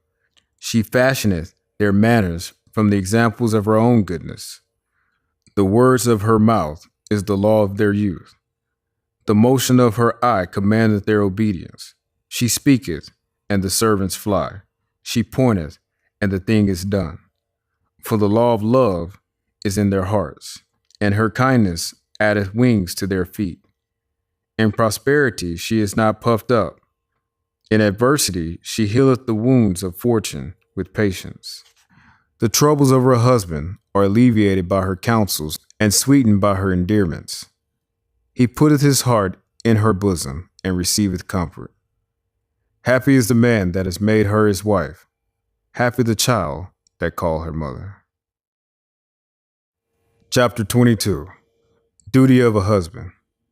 Take unto thyself a wife, and obey the ordinance of Allah. Take unto thyself a wife, and become a faithful member of society. But examine with care, and fix not suddenly. On thy present choice depends thy future happiness. If much of her time is destroyed in dress and adornment, if she is enamored with her own beauty and delighted with her own praise, if she laugheth much and talketh loud, if her foot abideth not in her father's house, and her eyes with boldness rove on the faces of men, though her beauty were as the sun in the firmament of heaven, turn thy face from her charms, turn thy feet from her paths, and suffer not thy soul to be ensnared by the allurements of imagination. But when thou findest sensibility of heart, joined with softness of manners, and accomplished mind, with a form agreeable to thy fancy, take her home to thy house. She is worthy to be thy friend, thy companion in life, the wife of thy bosom. O cherish her as a blessing sent to thee from heaven. Let the kindness of thy behavior endear thee to her heart. She is the mistress of thy house. Treat her therefore with respect, that thy servants may obey her. Oppose not her inclination without cause. She is the partner of thy cares. Make her also the companion of thy pleasures. Reprove her faults with gentleness. Exact not her obedience with rigor. Trust thy secrets in her breast. Her counsels are sincere. Thou shalt not be deceived. Be faithful to her bed, for she is mother of thy children. When pain and sickness assault her, let thy tenderness soothe her affliction. A look from thee of pity and love shall alleviate her grief, or instigate her pain, and be of more avail than 10 physicians. Consider the tenderness of her sex, the delicacy of her frame, and be not severe to her weakness, but remember thine own imperfections. Chapter 23. Holy Instructions for Thy Children. Consider, thou art a parent, the importance of thy trust, the being thou hast produced. It is thy duty to support. Upon thee also it dependeth whether the child of thy bosom be a blessing or a curse to thyself, a useful or worthless member to the community. Prepare him early with instruction, and season his mind with the maxims of truth. Watch the bent of his inclinations. Set him right in his youth, and let no evil habit gain strength with his years. So shall he rise like a cedar on the mountains.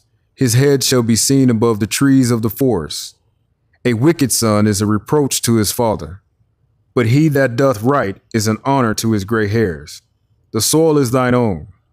Let it not want cultivation. The seed which thou sowest, that also shalt thou reap. Teach him obedience, and he shall bless thee. Teach him modesty, and he shall not be ashamed. Teach him gratitude, and he shall receive benefits. Teach him charity, and he shall gain love. Teach him temperance, and he shall have health. Teach him prudence, and fortune shall attend him. Teach him justice, and he shall be honored by the world. Teach him sincerity, and his own heart shall not reproach him. Teach him diligence, and his wealth shall increase. Teach him benevolence, and his mind shall be exalted. Teach him science, and his life shall be useful.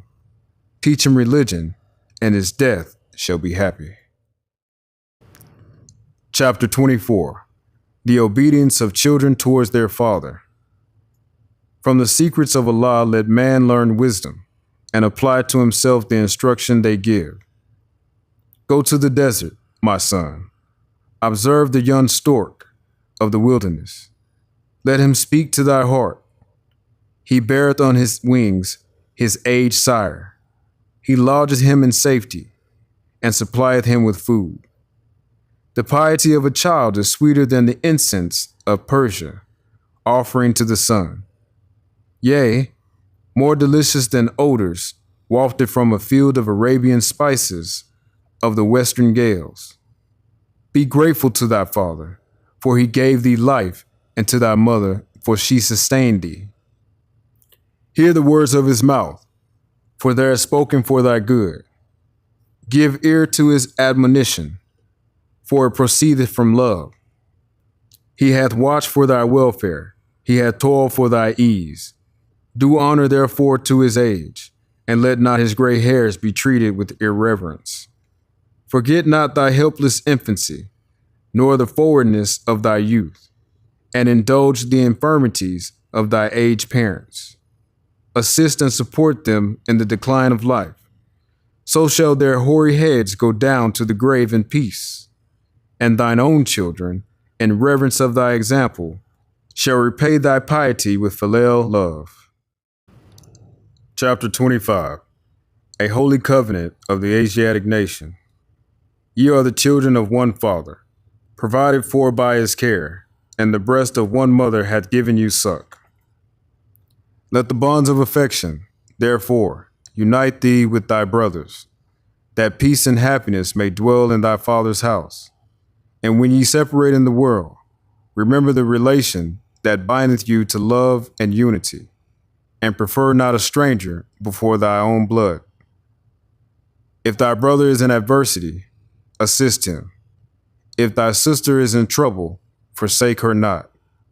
So shall the fortunes of thy father contribute to the support of his whole race, and his care be continued to you all, in your love to each other. Chapter 26.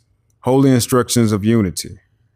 The gifts of the understanding are the treasures of Allah, and he appointed to every one his portion in what measure seemeth good unto himself. Hath he endowed thee with wisdom? Hath he enlightened thy mind with the knowledge of truth? Communicated to the ignorant for their instruction, communicated to the wise for thine own improvement. True wisdom is less presuming than folly. The wise man doubteth often, and changes his mind. The fool is obstinate, and doubteth not. He knoweth all things but his own ignorance. The pride of emptiness is an abomination, and to talk much is the foolishness of folly. Nevertheless, it is the part of wisdom to hear with patience their impertinence, and to pity their absurdity. Yet be not puffed up in thine own conceit, neither boast of superior understanding. The clearest human knowledge is but blindness and folly. The wise man feeleth his imperfections, and is humble. He laboreth in vain for his own approbation, but the fool peepeth in the shallow stream of his own mind, and is pleased with the pebbles which he seeth at the bottom. He bringeth them up and showeth them as pearls, and with the applause of his brethren delighteth himself. He boasteth of attainments in things that are of no worth. But where it is a shame to be ignorant, there he hath no understanding. Even in the path of wisdom he toileth after folly, and shame and disappointment are the reward of his labor. But the wise man cultivates his mind with knowledge. The improvement of the arts is his delight, and their utility to the public crowneth with honor. Nevertheless, the attainment of virtue he accounteth as the highest learning, and the science of happiness is the study of his life. Chapter 27. The Holy Unity of the Rich and the Poor. The man to whom Allah hath given riches, and blessed with the mind to employ them aright, is peculiarly favored and highly distinguished. He looketh on his wealth with pleasure, because it affordeth him the means to do good. He protecteth the poor that are injured. He suffereth not the mighty to oppress the weak. He seeketh out objects of compassion. He inquireth into their wants. He relieveth them with judgments and without ostentation. He assisteth and rewardeth merit. He encourageth ingenuity and liberally promoteth every useful design. He carrieth his own great works. His country is enriched, and the labor is employed. He formeth new schemes, and the arts receive improvement. He considers the superfluities of his table as belonging to the poor of his neighborhood, and he defraudeth them not. The benevolence of his mind is not checked by his fortune. He rejoiceth therefore in riches, and his joy is blameless. But woe unto him that heapeth up wealth in abundance, and rejoiceth alone in the possession thereof, that grindeth the face of the poor, and considereth not the sweat of their brows. He driveth on oppression without feeling. The ruin of his brother disturbeth him not. The tears of the orphan he drinketh as milk. The cries of the widow are music to his ears. His heart hardened with the love of wealth. No grief or distress can make impression upon it. But the curse of iniquity pursueth him. He liveth in continual fear. The anxiety of his mind and the rapacious desires of his own soul take vengeance upon him for the calamities he has brought upon others. Oh, what are the miseries of poverty in comparison with the gnawings of this man's heart? Let the poor man comfort himself.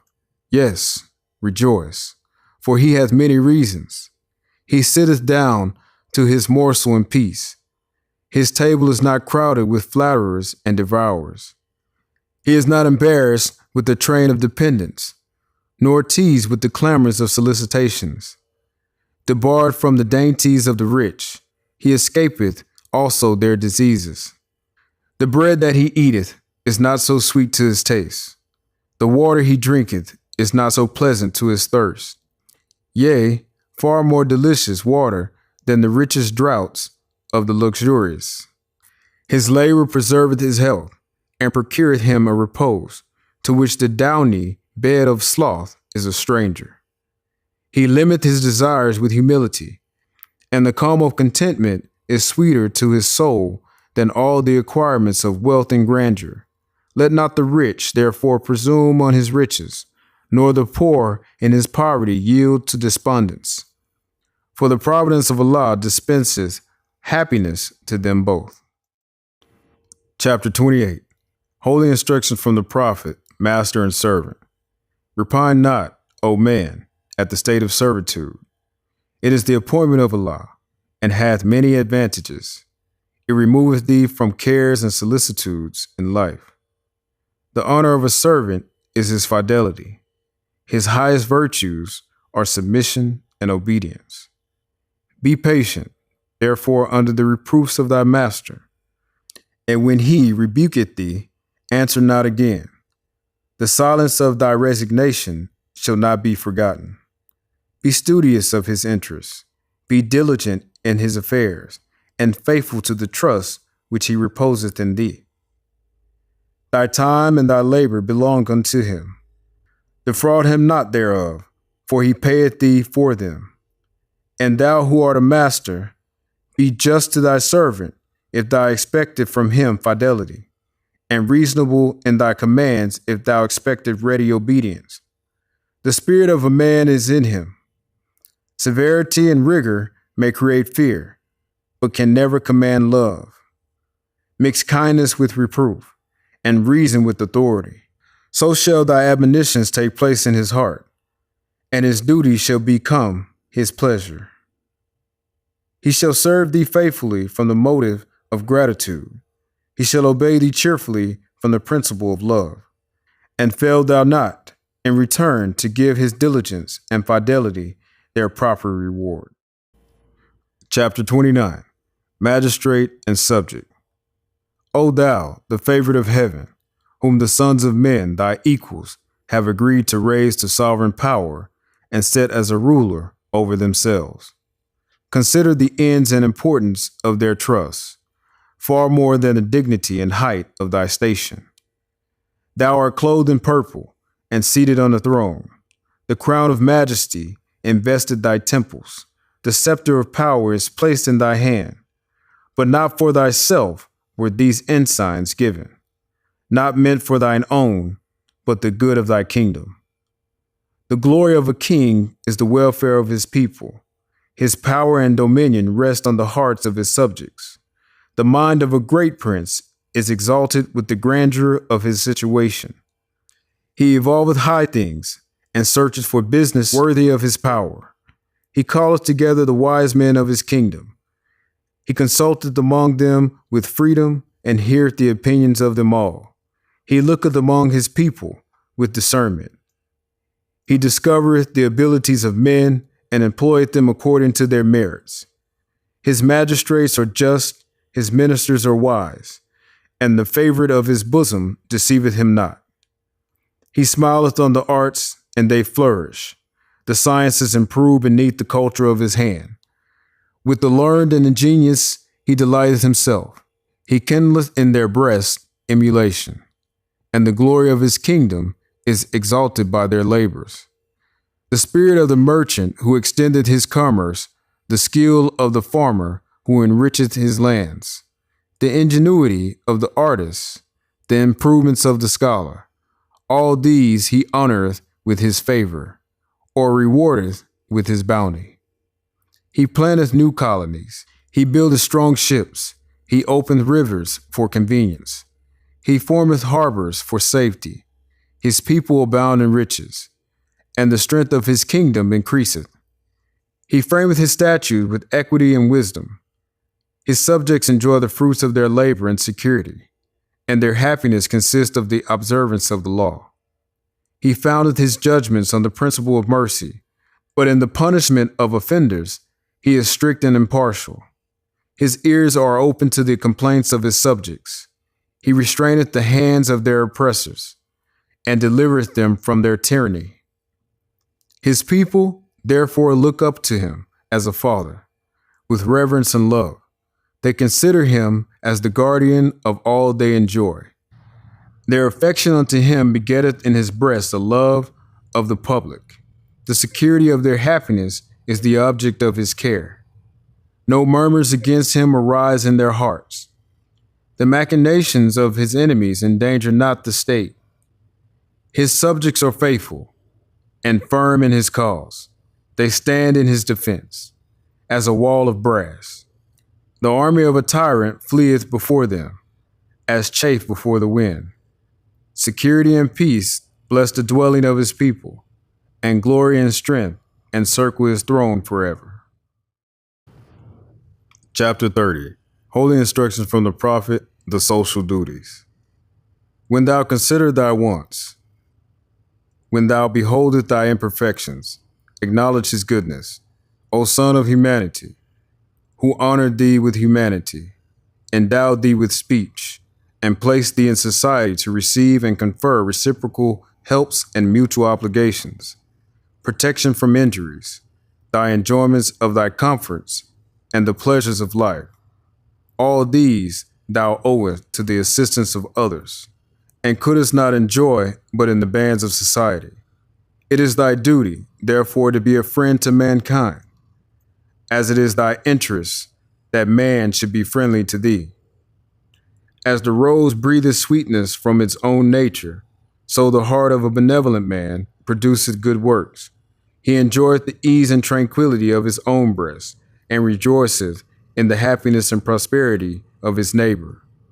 He opens not his ear unto slander. The faults and the failings of men give a pain to his heart. His desire is to do good, and he researches out the occasions thereof. In removing the oppression of another, he relieveth himself.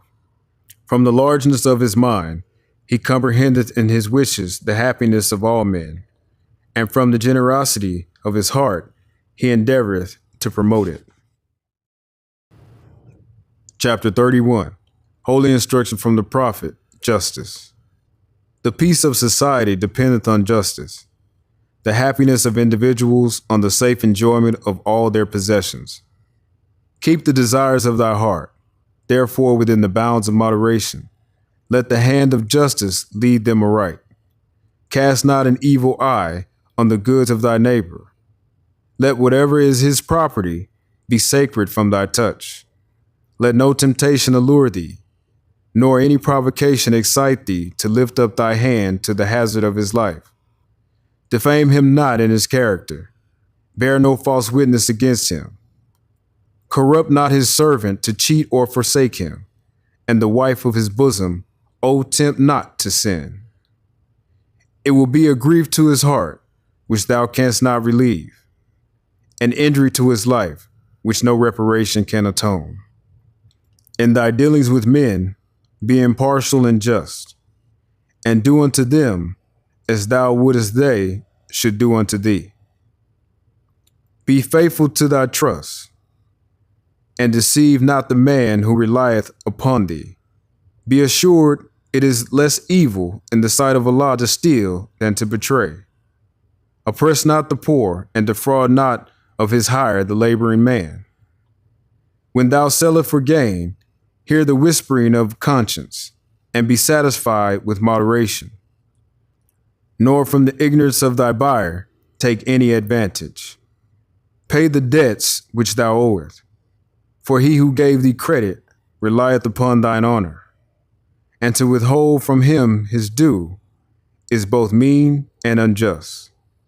Finally, O son of society, examine thy heart, call remembrance to thy aid, and if in any of these things thou have transgressed, make a speedy reparation to the utmost of thy power. Chapter 32. Holy instruction from the Prophet, Charity. Happy is the man who has sown in his breast the seeds of benevolence. The produce thereof shall be charity and love. From the fountain of his heart shall rise rivers of goodness, and the stream shall overflow, for the benefit of mankind. He assisteth the poor in their trouble. He rejoiceth in furthering the prosperity of all men. He censureth not his neighbor. He believeth not the tales of envy and malevolence, neither repeateth he their slanders. He forgiveth the injuries of men. He wipeth them from his remembrance. Revenge and malice have no place in his heart. For evil he returneth not evil. He hateth not even his enemies, but requiteth their injustice with a friendly admonition. The griefs and anxieties of men excite his compassion. He endeavoreth to alleviate the weight of their misfortunes, and the pleasure of success rewardeth his labor. He calmeth the fury, he healeth the quarrels of angry men, and preventeth the mischiefs of strife and animosity. He promoteth in his neighborhood peace and goodwill, and his name is repeated with praise and benedictions. Chapter 33. Holy instruction from the Prophet, Gratitude. As the branches of a tree return their sap to the root, from whence it arose, as a river poureth its streams to the sea, whence the spring was supplied, so the heart of a grateful man delighteth in returning a benefit received. He acknowledgeth his obligation with cheerfulness. He looketh on his benefactor with love and esteem. And if to return it be not in his power, he nourisheth the memory of it in his breast with kindness. He forgetteth it not all the days of his life. The heart of a grateful man is like the clouds of heaven, which drops upon the earth fruits, herbage, and flowers. But the heart of the ungrateful is like a desert of sand, which swalloweth with greediness the showers that fall, and burieth them in its bosom, and produceth nothing. Envy not thy benefactor, neither strive to conceal the benefit he hath conferred. For though to oblige is better than to be obliged, though the act of generosity commandeth admiration, yet the humility touches the heart, and is amiable on the sight both of Allah and man. But receive not a favor from the hand of the proud. To the selfish and avaricious have no obligation. The vanity of pride shall expose thee to shame. The greediness of avarice shall never be satisfied. Chapter 34. Holy instruction from the Prophet, Sincerity. O thou who art enamored with the beauty of truth, and hast fixed thy heart on the simplicity of her charms, hold fast thy fidelity unto her, and forsake her not. The constancy of thy virtue shall crown thee with honor. The tongue of the sincere is rooted in heart. Hypocrisy and deceit have no place in his words. He blusheth at falsehood, and is founded. But in speaking the truth, he hath a steady eye. He supporteth, as a man, the dignity of his character. To the arts of hypocrisy he scorneth to stoop. He is consistent with himself. He is never embarrassed. He hath courage enough for truth. but to lie he is afraid. He is far above the meanness of dissimulation. The words of his mouth are the thoughts of his heart. Yet, with prudence and caution, he opened his lips. He studieth what is right, and speaketh with discretion. He adviseth with friendship. He reproveth with freedom. And whatsoever he promiseth shall surely be performed. But the heart of the hypocrite is hid in his breast. He maketh his words in the semblance of truth, while the business of his life is only to deceive. He laugheth in sorrow, he weepeth in joy, and the words of his mouth have no interpretation. He worketh in the dark as a mole, and fancieth he is safe. But he blundereth into light, and is betrayed and exposed, with dirt on his head. He passeth his days in perpetual constraint. His tongue and heart are forever at variance. He laboreth for the character of a righteous man, and huggeth himself in the thoughts of his cunning. O fool, fool, the pains which thou takest to hide what thou art are more than would make thee what thou wouldest seem, and the children of wisdom shall mock at thy cunning. When in the midst of security, thy disguise is stripped off, and the finger of derision shall point thee to scorn. Chapter 35. Holy Instruction from the Prophet, Religion.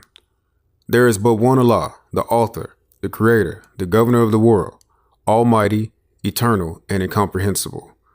The sun is not Allah, though his noblest image. He enlighteneth the world with his brightness. His warmth giveth life to the products of the earth. Admire him as the creature, the instrument of Allah, but worship him not. To the one who is supreme, most wise and beneficent, and to him alone belong worship, adoration, thanksgiving, and praise. Who hath stretched forth the heavens with his hands, who hath described with his finger the courses of the stars, who setteth bounds to the ocean, that it cannot pass, and saith unto the stormy winds, Be still. Who shaketh the earth, and the nations tremble, who dareth his lightnings, and the wicked are dismayed, who calleth forth worlds by the words of his mouth, who smiteth with his arm, and they sink into nothing. O reverence the majesty of the Omnipotent, and tempt not his anger, lest thou be destroyed. The providence of Allah is ever all his works. He ruleth and directeth with infinite wisdom. He hath instituted laws for the government of the world. He hath wonderfully varied them in all beings, and each by his nature conformeth to his will. In the depth of his mind he revolveth all knowledge. The secrets of futurity lie open before him. The thoughts of thy heart are naked to his view. He knoweth thy determination before they are made. With respect to his prescience, there is nothing contingent. With respect to his providence, there is nothing accidental. Wonderful he is in all his ways. His counsels are inscrutable. The manner of his knowledge transcendeth thy conception. Pay therefore to his wisdom all honor and veneration, and bow down thyself in humble and submissive obedience to his supreme discretion. The Father is gracious and beneficent. He hath created the world in mercy and love. His creatures of his hand declare his goodness, and their enjoyment speak of his praise. He clothed them with beauty. He supporteth them with food. He preserveth them with pleasure from generation to generation. If we lift up our eyes to the heavens, his glory shineth forth. If we cast them down on the earth, it is full of his goodness. The hills and the valleys rejoice and sing. Fields, rivers, and woods resound his praise. But thee he hath distinguished with peculiar favor, and exalted thy station above all creatures. He hath endued thee with reason, to maintain thy dominion. He hath fitted thee with language, to improve thy society, and exalted thy mind with the powers of meditation, to contemplate and adore his inimitable perfections. And in the laws he hath ordained as the rule of his life. So kindly hath he united thy duty to thy nature, and that obedience to his precepts is happiness to thyself. O praise his goodness with songs of thanksgiving, and meditate in silence on the wonders of his love. Let thy heart overflow with gratitude and acknowledgement. Let the language of thy lips speak praise and adoration. Let the actions of thy life show thy love to his law. Allah is just and righteous, and will judge the earth with equity and truth. Hath he established his laws in goodness and mercy, and shall he not punish the transgressors thereof? O think not, bold men, because thy punishment is delayed, that the arm of Allah is weakened. Neither flatter thyself with hopes that he winketh at thy doings. His eye pierceth the secrets of every heart, and he remembereth them forever. He respecteth not the persons or the stations of men, the high and the low, the rich and the poor, the wise and the ignorant. When the soul has shaken off the cumbrous shackles of this mortal life, shall equally receive from the sentence of just and everlasting retribution according to their works. Then shall the wicked tremble and be afraid, but the heart of the righteous shall rejoice in his judgments. O fear Allah, therefore, all the days of thy life, and walk in the paths which he hath opened before thee. Let prudence admonish thee, let temperance restrain, let justice guide thy hand, benevolence warm thy heart, and gratitude to heaven inspire thee with devotion. These shall give thee happiness in thy present state, and bring thee to the mansions of eternal felicity in the paradise of Allah. This is the true economy of human life. Chapter 36. Holy instruction from the Prophet. Know thyself. Weak and ignorant as thou art, O man.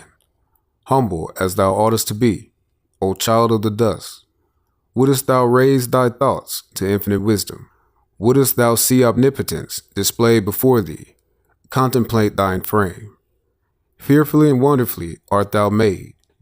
Praise therefore thy Creator with awe, and rejoice before him with reverence. Wherefore, of all creatures art thou only erect, but that thou shouldest behold his works. Wherefore art thou to behold, but that thou mayest admire them. Wherefore to admire, but that thou mayest adore there and thy Creator.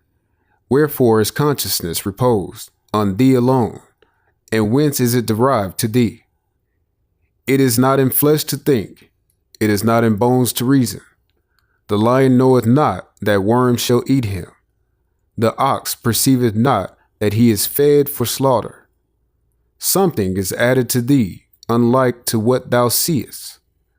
Something informs thy clay. Higher than all is the object of thy senses. Behold, what is it? The body remains perfect after it is fled.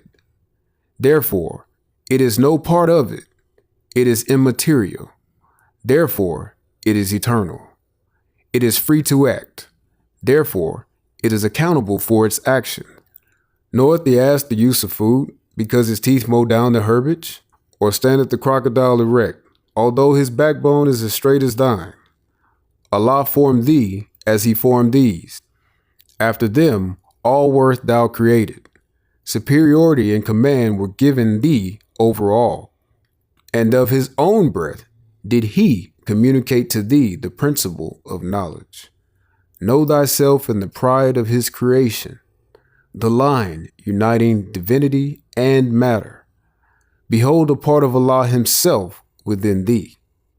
Remember thine own dignity, nor dare descend to evil or to meanness. Who planted terror in the tail of the serpent? Who clothed the neck of the horse with thunder? Even he who hath instructed thee to crush the one under thy feet and to tame the other to thy purpose. Chapter 37. Holy instruction from the Prophet, the breath of heaven. Vaunt not thy body, because it was first formed, nor of thy brain, because therein thy soul resideth. Is not the master of the house more honorable than its walls? The ground must be prepared before corn be planted. The potter must build his furnace before he can make his porcelain. As the breath of heaven saith unto the waters of the deep, this way shall thy billows roll, and no other. Thus high and no higher shall they raise their fury. So let thy spirit, O man, actuate and direct thy flesh. So let it repress its wilderness. Thy body is as the globe of the earth, thy bones the pillars that sustain it on its bases. As the ocean giveth rise to springs, whose waters return again into its bosom through the rivers. So runneth thy life from thy outwards, and so runneth it into its place again. Do not both retain their course forever? Behold, the same Allah ordained them. Is not thy nose the channel to perfumes, thy mouth the path to delicacies? Are not thine eyes the sentinels that watch for thee? Yet how often are they unable to distinguish truth from error? Keep thy soul in moderation. Teach thy spirit to be attentive to its good. So shall these, its ministers, be always to thee conveyances of truth. Thine hand, is it not a miracle? Is there in the creation aught like unto it? Wherefore was it given thee? But that thou mightest stretch it out to the assistance of thy brother. Why of all things living art thou alone made capable of blushing? The world shall read thy shame upon thy face. Therefore do nothing shameful. Fear and dismay, which robs thy countenance of its ruddy splendor. Avoid guilt, and thou shalt know that fear is beneath thee, that dismay is unnamely. Wherefore to thee alone speak shadows in the vision of the pillow. Reverence them, for know that dreams are from on high. Thou man alone canst speak. Wonder at thy glorious prerogative, and pay to him who gave it to thee a rational and welcome praise, teaching thy children wisdom, instructing the offspring of thy loins in piety. Chapter 38. Holy Instructions from the Prophet, the Soul of Man. The blessing, O man, of thy external part is health, vigor, and proportion. The greatest of these is health. What health is to the body, even that is honesty to the soul. That thou hast a soul is of all knowledge, the most certain of all truths, the most plain unto thee. Be meek, be grateful for it. Seek not to know it perfectly. It is inscrutable. Thinking, understanding, reasoning, willing, call not these the soul. They are its actions, but they are not its essence. Raise it not too high, that thou be not despised. Be not thou like unto those who fall by climbing, neither debase it to the sense of brutes. Nor be thou like to the horse and the mule, in whom there is no understanding. Search it by its faculties, know it by its virtues. They are more in number than the hairs of thy head. The stars of heaven are not to be counted with them. Think not with Arabia, that one soul is parted among all men. Neither believe thou with the sons of Egypt, that every man hath many. Know that as thy heart, so also thy soul is one. Does not the sun harden the clay? Doth it not also soften the wax? As it is one sun that worketh both, even so it is one soul willeth contraries. As the moon retaineth her nature, though darkness spread itself before her face as a curtain, so the soul remaineth perfect even in the bosom of a fool. She is immortal. She is unchangeable. She is alike in all. Health calleth her forth to show her loveliness, and application anointeth her with the oil of wisdom. Although she shall live after thee, think not she was born before thee. She was created with thy flesh and formed with thy brain. Justice could not give her to thee exalted by virtues, nor mercy deliver her to thee deformed by vices. These must be thine, and thou must answer for them. Suppose not death can shield thee from examination. Think not corruption can hide thee from inquiry. He who formed thee, of thou knowest not what. Can he not raise thee from thou knowest not what again? Perceivest not the cock the hour of midnight? Exalted he not his voice to tell thee it is morning? Knoweth not the dog the footsteps of his master? Fleeth not the wounded goat unto the herb that healeth him? Yet when these die, their spirit returneth to dust. Thine alone surviveth. Envy not to these their senses, because quicker than thine own. Learn that the advantage lieth not in possessing good things, but in the knowing to use them. Hadst thou the ear of the stag, or were thine eyes as strong and piercing as the eagle's?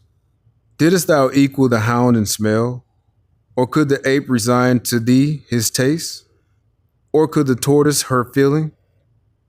Yet without reason, what would they avail thee? Perish not all these like their kindred?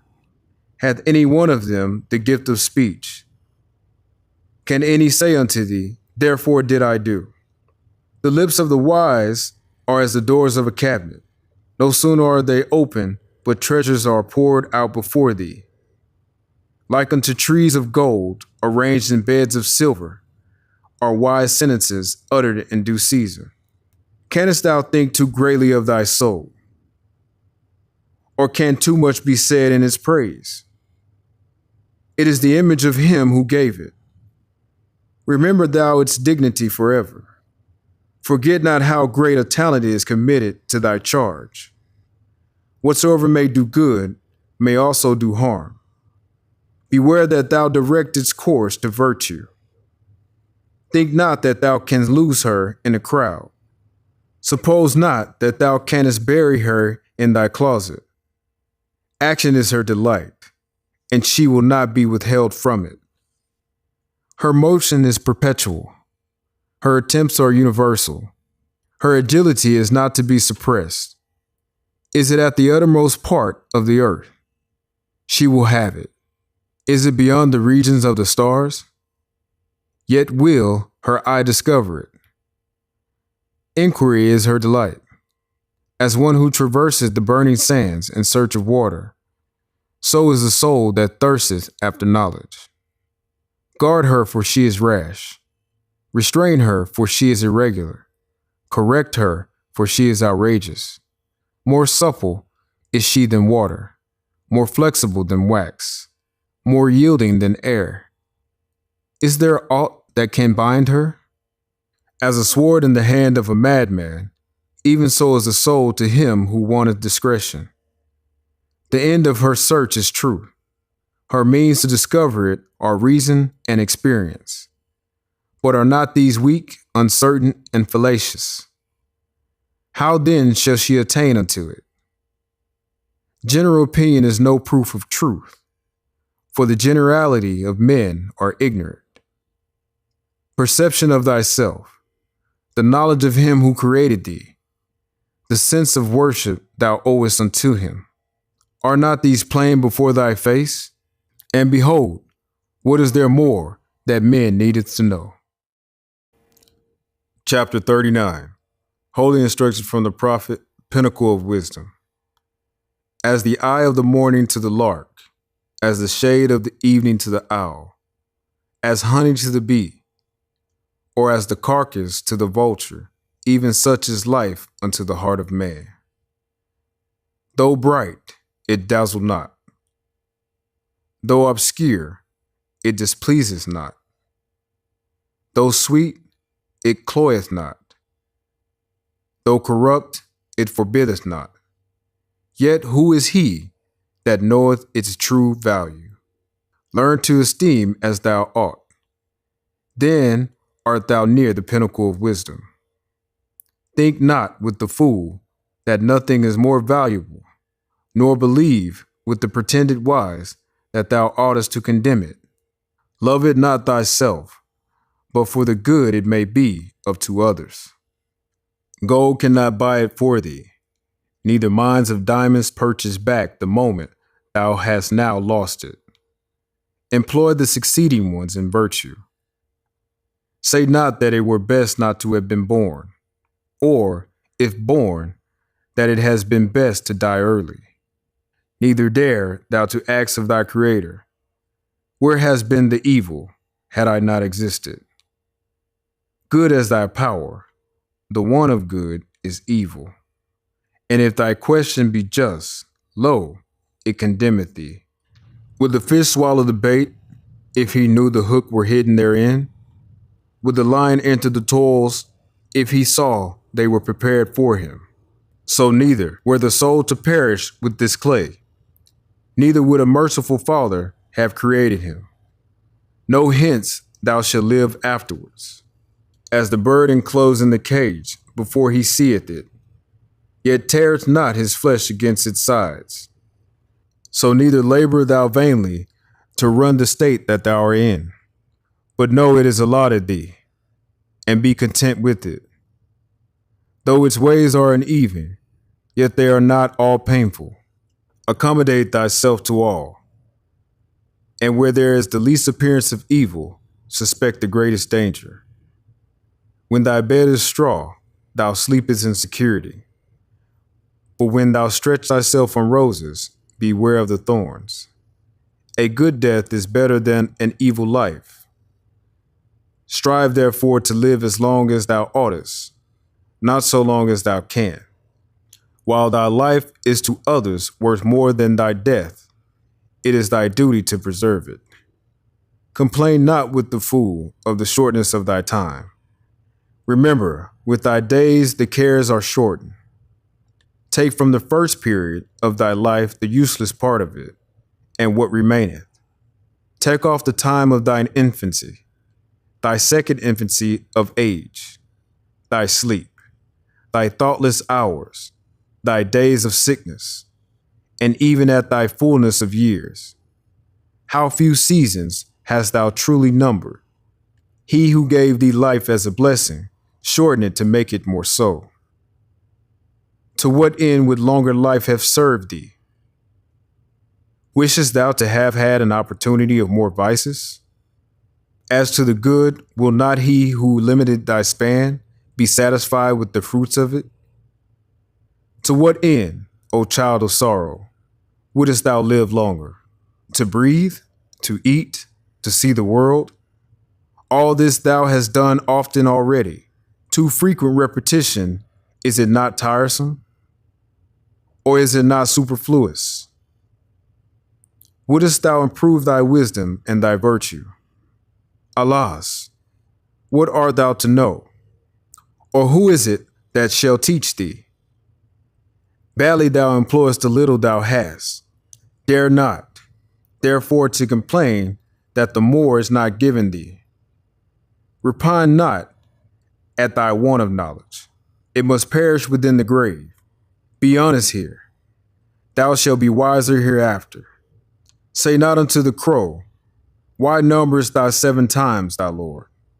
Or to the fawn, why aren't thine eyes to see my offspring 100 generations? Are these to be compared with thee in the abuse of life? Are they riotous? Are they cruel? Are they ungrateful? Learn from them. Rather, that innocence of manners are the paths of good old age. Knowest thou to employ life better than these? Then less of it may suffice thee. Man who dares enslave the world, when he knows he can enjoy his tyranny but for a moment, what would he not aim at if he were immortal? Enough hast thou of life, but thou regardest it not. Thou art not in want of it, O man, but thou art prodigal. Thou throwest it lightly away, as if thou hast more than enough, and yet thou repinest that it is not gathered again unto thee. No, that it is not abundance which maketh rich, but economy. The wise continue to live from his first period. The fool is always beginning. Labor not after riches first, and think thou wilt afterwards enjoy them. He who neglecteth the present moment throweth away all that he hath. As the arrow passeth through the heart, while the warrior knew not that it was coming, so shall his life be taken away before he knoweth that he hath it. What then is life? That man should desire it. What breathing that he should covet it?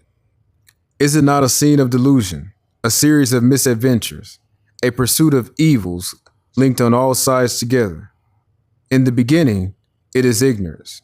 Pain is in the middle, and its end is sorrow. As one wave pusheth on another, till both are involved in that behind them, even so succeedeth evil to evil in the life of man. The greater and the present swallow up the lesser and the past. Our terrors are real evils. Our expectations look forward into impossibilities. Fools, to dread as mortals, and to desire as if immortal. What part of life is it that we should wish to remain with us? Is it youth? Can we be in love with outrage, licentiousness, and temerity? Is it age? Then we are fond of infirmities. It is said, gray hairs are revered, and length of days in honor. Virtue can add reverence to the bloom of youth, and without it, age plants more wrinkles in the soul than on the forehead. Is age respected because it hateth riot? What justice is in this, when it is not age that despises pleasure, but pleasure that despises age? Be virtuous while thou art young, so shall thine age be honored. Chapter 40. Holy instruction from the prophet, the instability of man. Inconstancy is powerful in the heart of man. Intemperance swayeth it, whither it will. Despair engrosseth much of it, and fear proclaimeth, behold, I sit unrivaled therein, but vanity is beyond them all. Weep not therefore at the calamities of the human state, rather laugh at its follies. In the hands of the man addicted to vanity, life then is but the shadow of a dream. The hero, the most renowned of human character, what is he but the bubble of this weakness? The public is unstable and ungrateful. Why should the man of wisdom endanger himself for fools? The man who neglected his present concerns to revolve how he will behave when greater feedeth himself with wind, while his bread is eaten by another. Act as becometh thee in thy present station, and in more exalted ones thy face shall not be ashamed. What blindeth the eye, or what hideth the heart of a man from himself, like vanity? Lo, when thou seest not thyself, then others discover thee most plainly. As the tulip that is gaudy without smell, conspicuous without use, so is the man who sitteth himself up so high, and hath not merit. The heart of the vain is troubled while it seemeth content. His cares are greater than his pleasures. His solicitude cannot rest with his bones. The grave is not deep enough to hide it. He extendeth his thoughts beyond his being. He bespeaketh praise, to be paid when he is gone. But whosoever promiseth deceiveth him. As the man who engages his wife to remain in widowhood, that she disturb not his soul, so is he who expecteth that his praise shall reach his ears beneath the earth, or cherish his heart in its shroud. Do well whilst thou livest, but regard not what is said of it. Content thyself with deserving praise, and thy posterity shall rejoice in hearing it. As the butterfly who seeth not his own colors, as the jasmine which feeleth not the scent it casteth around it, so is the man who appeareth gay, and biddeth others to take note of it. To what purpose, saith he, is my vesture of gold? To what end are my tables filled with dainties? If no eye gaze upon them, if the world knows it not, give thy raiment to the naked, and thy food unto the hungry. So shalt thou be praised, and feel that thou deservest it. Why bestowest thou in every man the flattery of unmeaning words? Thou knowest, when returned thee, thou regardest it not. He knoweth he lieth unto thee, yet he knoweth thou wilt thank him for it. Speak in sincerity, and thou wilt hear with instruction. The vain delighteth to speak of himself, but he seeth not that others like not to hear him. If he had done anything worth praise, if he possesses that which is worthy of admiration, his joy is to proclaim it, his pride to hear it reported. The desire of such a man defeateth itself. Men say not, Behold, he hath done it, or, See, he possesseth it. But mark how proud he is of it. The heart of man cannot attend at once to too many things. He who fixeth his soul on show loseth reality. He pursueth bubbles, which break in their flight, while he treads to earth what would him honor. Chapter 41. Holy instruction from the prophet, inconstancy. Nature urgeth thee to inconstancy, O man. Therefore guard thyself at all times against it. Thou art from the womb of thy mother, various and wavering. From the loins of thy father inheriteth thou instability. How then shalt thou be firm? Those who gave thee a body furnished it with weakness, but he who gave thee a soul armed thee with resolution. Employ it, and thou art wise. Be wise, and thou art happy. Let him who doeth well beware how he boasteth of it, for rarely is it of his own will. Is not the event of an impulse, from without born of uncertainty, enforced by accident, dependent on somewhat else. To thee and to accident is due the praise. Beware of irresolution in the intent of thy actions. Beware of instability in the execution. So shalt thou triumph over two great failings of thy nature. What reproacheth reason more than to act contrarieties? What can suppress the tendencies to these, but firmness of mind? The inconstant feeleth that he changeth, but he knoweth not why. He seeth that he escapeth from himself, but he perceiveth not how. Be thou incapable of change in that which is right, and men will rely upon thee. Establish unto thyself principles of action, and see that thou ever act according to them. So shall thy passions have no rule over thee. So shall thy constancy ensure unto thee the good thou possesseth, and drive from thy door misfortune. Anxiety and disappointment shall be strangers to thy gates. Suspect not evil in anyone until thou see it. When thou see it, forget it not. Whoso hath been an enemy cannot be a friend, for man mendeth not his faults. How should his actions be right, who hath no rule over his life? Nothing can be just which proceedeth not from reason. The inconstant hath no peace in his soul, neither can be at ease whom he concerneth himself with. His life is unequal, his motions are irregular, his soul changes with the weather. Today he loveth thee, tomorrow thou art detested by him. And why? Himself knoweth not wherefore he now hateth. Today he is the tyrant, tomorrow thy servant is less humble. And why? He who is arrogant without power will be servile while there is no subjection. Today he is profuse, tomorrow he grudgeth unto his mouth that which it should eat. Thus it is with him who knoweth not moderation. Who shall say of the chameleon, he is black, when the moment after the verdure of the grass overspreadeth him?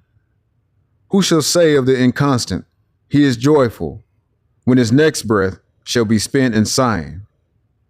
What is the life of such a man but the phantom of a dream? In the morning he riseth happy. At noon he is on the rack. This hour he is a god, the next below a worm. One moment he laugheth, the next he weepeth. He now willeth, in an instant he willeth not, and in another he knoweth not whether he willeth or not. Yet neither ease nor pain have fixed themselves on him. Neither is he waxed greater, or become less. Neither hath he had cause for laughter. or reason for his sorrow. Therefore shall none of them abide with him. The happiness of the inconstant is as a palace built on the surface of the sand. The blowing of the wind carrieth away its foundation. What wonder then that it falleth? But what exalted form is this, that hitherward directs its uninterrupted course, whose foot is on earth, whose head is above the clouds? On his brow sitteth majesty, steadiness is in his port, and in his heart reigneth tranquility. Though obstacles appear in his way, he deigneth not to look down upon them. Though heaven and earth oppose his passage, he proceedeth. The mountains sink beneath his tread. The waters of the ocean are dried up under the sole of his foot. The tiger throweth herself across his way in vain. The spots of the leopard glow against him unregarded. He marches through the embattled legions. With his hands he putteth aside the terrors of death. Storms roar against his shoulders, but are not able to shake them. The thunder bursteth over his head in vain. The lightning serveth but to show the glories of his countenance. His name is resolution. He cometh from the utmost part of the earth. He seeth happiness afar off before him. His eye discovereth her temple beyond the limits of the pole. He walketh up to it. He entereth boldly, and he remaineth there forever. Establish thy heart, O man, in that which is right, and then know the greatest of human is to be immutable. Chapter 42. Holy instructions from the prophet. Weakness. Vain and inconstant as thou art, O child of imperfection, how canst thou be weak? Is not inconstancy connected with frailty? Can there be vanity without infirmity? Avoid the danger of the one, and thou shalt escape the mischiefs of the other. Wherein art thou most weak? In that wherein thou seemest most strong. In that wherein most thou glorieth, even in possessing the things which thou hast, in using the good that is about thee. Art not thy desires also frail? Or knoweth thou even what it is thou wouldest wish? When thou hast obtained what most thou soughtest after, behold, it contenteth thee not. Wherefore loseth the pleasure that is before thee its relish? And why appeareth that which is yet to come the sweeter? Because thou art wearied with the good of this, because thou knowest not the evil of that which is not with thee. Know that to be content is to be happy. Couldst thou choose for thyself, would thy Creator lay before thee all that thy heart could ask for? Would happiness then remain with thee, or would joy always dwell in thy gates? Alas, thy weakness forbiddeth it, thy infirmity declareth against it. Variety is to thee in the place of pleasure, but that which permanently delighteth must be permanent. When that is gone, thou repentest the loss of it, though, while it was with thee, thou despisest it. That which succeedeth it hath no more pleasure to thee, and thou afterwards quarreleth with thyself for preferring it. Behold the only circumstance in which thou rest not. Is there anything in which thy weakness appeareth more than in desiring things? It is in the possessing and in the using of them. Good things cease to be good in our enjoyment of them. What nature meant pure sweets are sources of bitterness to us. From our delights arise pain, from our joys sorrow. Be moderate in the enjoyment, and it shall remain in thy possession. Let thy joy be founded on reason, and to its end shall sorrow be a stranger. The delights of love are ushered in by sighs, and they terminate in languishment and dejection. The objects thou burnest for nauseates with satiety, and no sooner hast thou possessed it, but thou art weary of its presence. Join esteem to thy admiration. Unite friendship with the love. So shalt thou find in the end content so absolute, that it surpasseth raptures, tranquility more worth than ecstasy. Allah hath given thee no good without its admixture of evil, but he hath given thee also the means of throwing off the evil from it. As joy is not without its alloy pain, so neither is sorrow without its portion of pleasure. Joy and grief, though unlike, are united. Our own choice only can give them to us entirely. Melancholy itself often giveth delight, and the extremity of joys are mingled with tears. The best things in the hands of a fool may be turned to his destruction, and out of the worst, the wise will find means of good. So blended is weakness in thy nature, O man, that thou hast not strength either to be good nor to be evil entirely. Rejoice that thou canst not excel in evil, and let the good that is within thy reach content thee.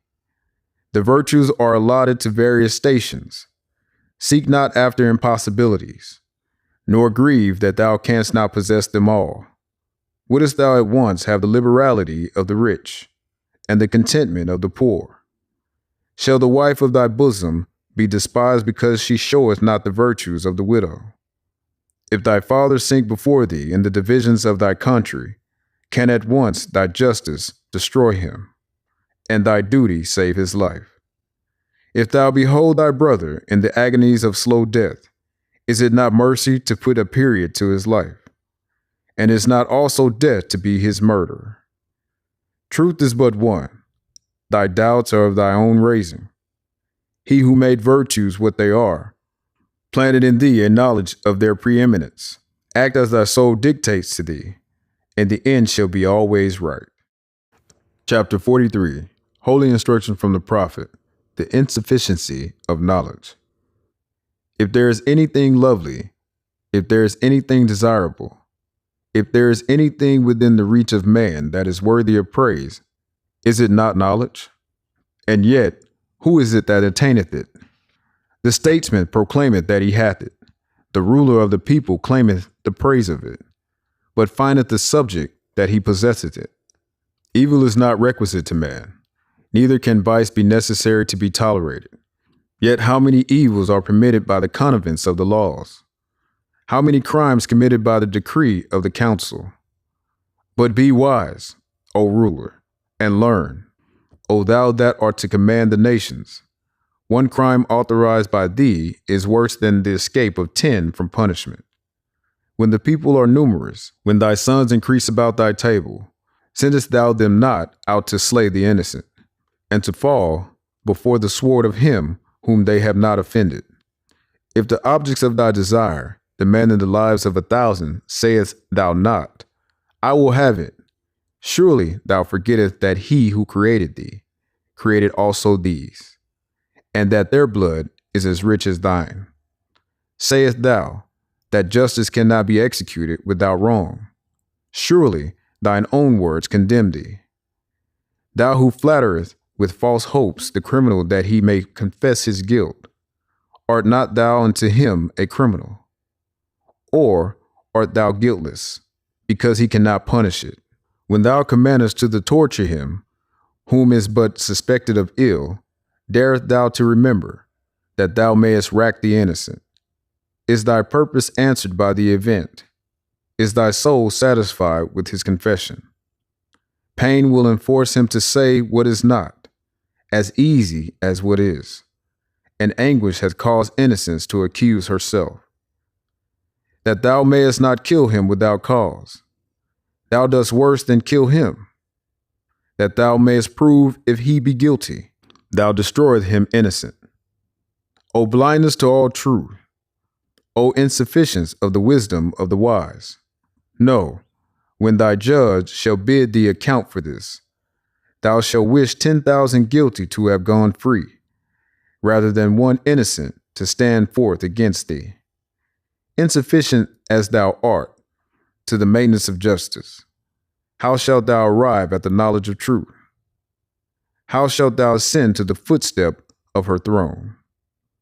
As the owl is blinded by the radiance of the sun, so shall the brightness of her countenance dazzle thee in thy approaches. If thou wouldest mount unto her throne, first bow thyself at her footstool.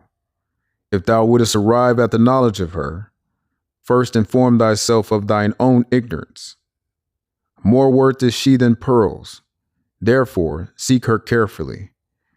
The emerald and the sapphire and the ruby are as dirt beneath her feet, therefore pursue her manfully. The way to her is labor. Attention is the pilot that must conduct thee into her port. But weary not on the way, for when art arrived at her, the toil shall be to thee for pleasure. Say not unto thyself, behold, truth breedeth hatred, and I will avoid it. Dissimulation raiseth friends, and I will follow it. Are not the enemies made by truth better than the friends obtained by flattery? Naturally doth man desire the truth, yet when it is before him, he will not apprehend it. And if it force itself upon him, he is not offended at it. The fault is not in truth, for that is amiable, but the weakness of men beareth not its splendor. Wouldst thou see thine insufficiency more plainly? View at thy devotions. To what end was religion instituted? But to teach thee thine infirmities, to remind thee of thy weakness, to show thee that from heaven alone art thou to hope for good. Doth it not remind thee that thou art dust? Doth it not tell thee that thou art ashes? And behold, repentance, is it not frailty? When thou givest an oath, when thou swearest thou wilt not deceive, behold, it spreadeth shame upon thy face, and upon thy face of him that receiveth it. Learn to be just, and repentance may be forgotten. Learn to be honest, and oaths are unnecessary. The shorter follies are, the better. Say not therefore to thyself, I will not play the fool by halves. He that heareth his own faults with patience shall reprove another with boldness. He that giveth a denial with reason shall suffer a repulse with moderation. If thou art suspected, answer with freedom. Whom should suspicion affright, except the guilty? The tender of heart is turned from his purpose by supplications. The proud is rendered more obstinate by entreaty. The sense of thine insufficience commandeth thee to hear, but to be just, thou must hear without thy passions. Chapter 44. Holy Instruction from the Prophet, Misery. Feeble and insufficient as thou art, O man, in good, frail and inconstant as thou art in pleasure, yet there is a thing in which thou art strong and unshaken. Its name is misery. It is the character of thy being, the prerogative of thy nature. In thy breast alone it resideth. Without thee there is nothing of it. And behold, what is its source but thine own passions? He who gave thee these gave thee also reason to subdue them.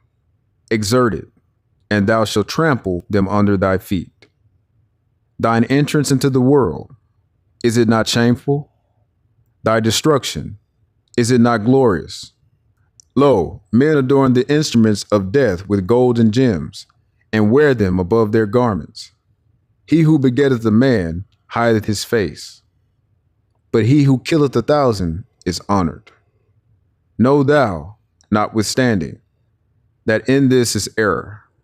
Custom cannot alter the nature of truth, neither can the opinion of man destroy justice. The glory and the shame are misplaced. There is but one way for a man to be produced. There are 1,000 by which he may be destroyed. There is no praise or honor to him who giveth being to another, but triumphs and empire are the rewards of murder. Yet he who hath many children hath as many blessings, and he who hath taken away the life of another shall not enjoy his own, while the savage curseth the birth of his son and blesseth the death of his father. Doth he not call himself a monster? The greatest of all human ills is sorrow. To much of this thou art born unto.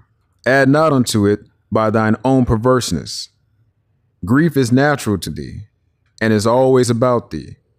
Pleasure is a stranger, and visiteth thee by times. Use well thy reason, and sorrow shall be cast behind thee. Be prudent, and the visits of joy shall remain long with thee. Every part of thy frame is capable of sorrow, but few and narrow are the paths that lead to delight. Pleasures can be admitted only simply, but pains rush in 1,000 at a time. As the blaze of straw fadeth as soon as it is kindled, so passeth away the brightness of joy, and thou knowest not what become of it. Sorrow is frequent, pleasure is rare. Pain cometh of itself. Delight must be purchased. Grief is unmixed, but joy wanteth not its alloy of bitterness. As the soundest health is less perceived than the lightest malady, so the highest joy toucheth us less deep than the smallest sorrow. We are in love with anguish. We often fly from pleasure. When we purchase it, costeth it not more than it is worth. Reflection is the business of man. A sense of his state is his first duty. But who remembereth himself a boy? Is it not in mercy, then, that sorrow is allotted unto us? Man foreseeth the evil that is to come. He remembereth it when it is past. He considereth not that the thought of affliction woundeth deeper than the affliction itself. Think not of thy pain, but when it is upon thee, and thou shalt avoid what most hurt thee. He who weepeth before he needeth, weepeth more than he needeth. And why? But that he loveth weeping. The stag weepeth not till the spear is lifted against him, nor do the tears of the beaver fall till the hound is ready to seize him. Man anticipateth death by the apprehension of it, and the fear is greater misery than the event itself. Be always prepared to give an account of thine action, and the best death is that which is least premeditated. Chapter 45. The Divine Origin of the Asiatic Nations. The fallen sons and daughters of the Asiatic nation of North America need to learn to love instead of hate, and to know of their higher self and lower self. This is the uniting of the Holy Koran of Mecca, for teaching and instructing all Moorish Americans, etc. The key of civilization was and is in the hands of the Asiatic nations. The Moorish, who were the ancient Moabites and the founders of the holy city of Mecca. The Egyptians, who were the Hammatites, and of a direct descendant of Mizraim. The Arabians, the seed of Hagar, Japanese, and Chinese. The Hindus of India, the descendants of the ancient Canaanites, Hittites, and Moabites from the land of Canaan. The Asiatic nations and countries in North, South, and Central America, the Moorish Americans and Mexicans in North America, Brazilians, Argentinians, and Chileans in South America, Colombians, Nicaraguans, and the natives of San Salvador in Central America, etc. All of these are Muslims. The Turks are the true descendants of Hagar, who are the chief protectors of the Islamic creed of Mecca, beginning from Muhammad I, the founder of the uniting of Islam, by the command of the great universal God, Allah. Chapter 46. The beginning of Christianity. The foundation of Christianity began in Rome. The Roman nations founded the first church, of whom crucified Jesus of Nazareth for seeking to redeem his people from under the Roman yoke and law. Jesus himself was of the true blood of the ancient Canaanites and Moabites and the inhabitants of Africa, seeking to redeem his people in those days from the pressure of the pale-skinned nations of Europe. Rome crucified him according to their law. Then Europe had peace for a long time until Muhammad I came upon the scene and fulfilled the works of Jesus of Nazareth. The holy teaching of Jesus was to the common people, to redeem them from under the great pressure of the hands of the unjust, that the rulers and the rich would not oppress the poor. Also that the lion and the lamb may lay down together, and neither would be harmed when morning came. These teachings were not accepted by the rulers, neither by the rich, because they loved the principles of the Ten Commandments. Through the Ten Commandments, the rulers and the rich live, while the poor suffer and die. The lamb is the poor people. The lion is the rulers and the rich. And through love, truth, peace, freedom, and justice, all men are one and equal to seek their own destiny and to worship under their own vine and fig tree, after the principles of the holy and divine laws of their forefathers. All nations of the earth in these modern days are seeking peace. But there is but one true and divine way that peace may be obtained in these days, and it is through love, truth, peace, freedom, and justice being taught universally to all nations in all lands. Chapter 47.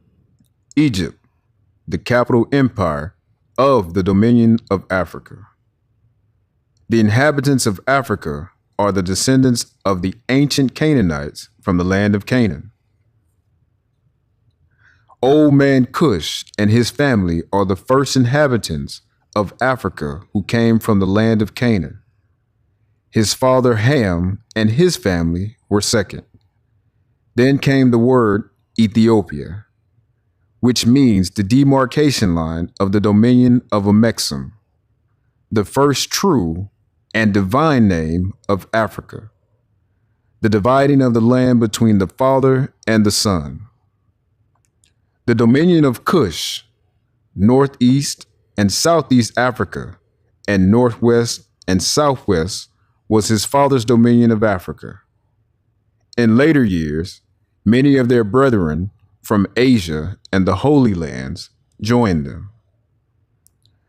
The Moabites from the land of Moab, who received permission from the pharaohs of Egypt to settle and inhabit northwest Africa. They were the founders and are the true possessors of the present Moroccan Empire, with their Canaanite, Hittite, and Amorite brethren who sojourn from the land of Canaan seeking new homes. Their dominion and inhabitation extended from northeast and southwest Africa, across the great Atlantis, even unto the present North, South, and Central America, and also Mexico and the Atlantis Islands, before the great earthquake, which caused the great Atlantic Ocean. The river Nile was dredged and made by the ancient pharaohs of Egypt in order to trade with the surrounding kingdoms. Also, the Niger River was dredged by the great pharaoh of Egypt in those ancient days for trade, and it extends eastward from the river Nile, westward across the great Atlantic. It was used for trade and transportation. According to all true and divine records of the human race, there is no Negro, black, or colored race attached to the human family, because all the inhabitants of Africa were and are of the human race, descendants of the ancient Canaanite nation from the holy land of Canaan. What your ancient forefathers were, you are today without doubt or contradiction. There is no one who is able to change man from the descendant nature of his forefathers, unless his power extends beyond the great universal creator Allah himself. These holy and divine laws are from the Prophet, Noble Drew Ali, the founder of the uniting of the Moorish Science Temple of America. These laws are to be strictly preserved by the members of all the temples of the Moorish Science Temple of America, that they will learn to open their meeting and guide it according to the principles of love, truth, peace, freedom, and justice. Every subordinate temple of the Grand Major Temple is to form under the covenant of love, truth, peace, freedom, and justice, and create their own laws and customs in conjunction with the laws of the Holy Prophet and the Grand Temple. I, the Prophet, Noble Drew Ali, was sent by the great God, Allah, to warn all Asiatics of America to repent from their sinful ways before that great and lawful day which is sure to come. The time has come when every nation must worship under its own vine and fig tree, and every tongue must confess his own. Through sin and disobedience, every nation has suffered slavery due to the fact that they honored not the creed and principles of their forefathers. That is why the nationality of the Moors was taken away from them in 1774, and the word Negro, black, and colored was given to the Asiatics of America who were of Moorish descent because they honored not the principles of their mother and father and strayed after the gods of Europe, of whom they knew nothing. Chapter 48. The End of Time and the Fulfilling of the Prophecies. The last prophet in these days is Noble Drew Ali, who was prepared divinely in due time by Allah to redeem men from their sinful ways, and to warn them of the great wrath which is sure to come upon the earth. John the Baptist was the forerunner of Jesus in those days, to warn and stir up the nation and prepare them to receive the divine creed which was to be taught by Jesus. In these modern days, there came a forerunner who was divinely prepared by the great God Allah, and his name is Marcus Garvey, who did teach and warn the nations of the earth to prepare to meet the coming prophet, who was to bring the true and divine creed of Islam, and his name is Noble Drew Ali, who was prepared and sent to this earth by Allah to teach the old-time religion and the everlasting gospel to the sons of men, that every nation shall and must worship under their own vine and fig tree, and return to their own and be one with their Father God Allah. The Moorish Science Temple of America is a lawfully chartered and incorporated organization. Any subordinate temple that desires to receive a charter, the Prophet has them to issue to every state throughout the United States, etc., that the world may hear and know the truth, that among the descendants of Africa there is still much wisdom to be learned in these days for the redemption of the sons of men under love, truth, peace, freedom, and justice. We, as a clean and pure nation descended from the inhabitants of Africa, do not desire to amalgamate or marry into the families of the pale-skinned nations of Europe, neither serve the gods of their religion, because our forefathers are the true and divine founders of the first religious creed for the redemption and salvation of mankind on earth. Therefore, we are returning the church and Christianity back to the European nations, as it was prepared by their forefathers for their earthly salvation, while we, the Moorish Americans, are returning to Islam, which was founded by our forefathers for our earthly and divine salvation. The covenant of the great God Allah. Honor thy father and thy mother, that thy days may be long upon the earthland, which the Lord thy God, Allah, hath given thee. Come all ye Asiatic of America, and hear the truth about your nationality and birthrights. Because you are not Negroes, learn of your forefathers' ancient and divine creed, that you will learn to love instead of hate. We are trying to uplift fallen humanity. Come and link yourselves with the families of nations. We honor all true and divine prophets. The fallen sons and daughters of the Asiatic nation of North America need to learn to love instead of hate, and to know of their higher self and lower self. This is the uniting of the Holy Koran of Mecca for the teaching and instructing of all Moorish Americans, etc.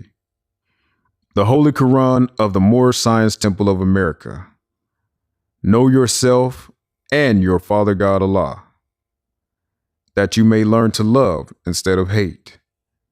Every man need to worship under his own vine and fig tree. The uniting of Asia.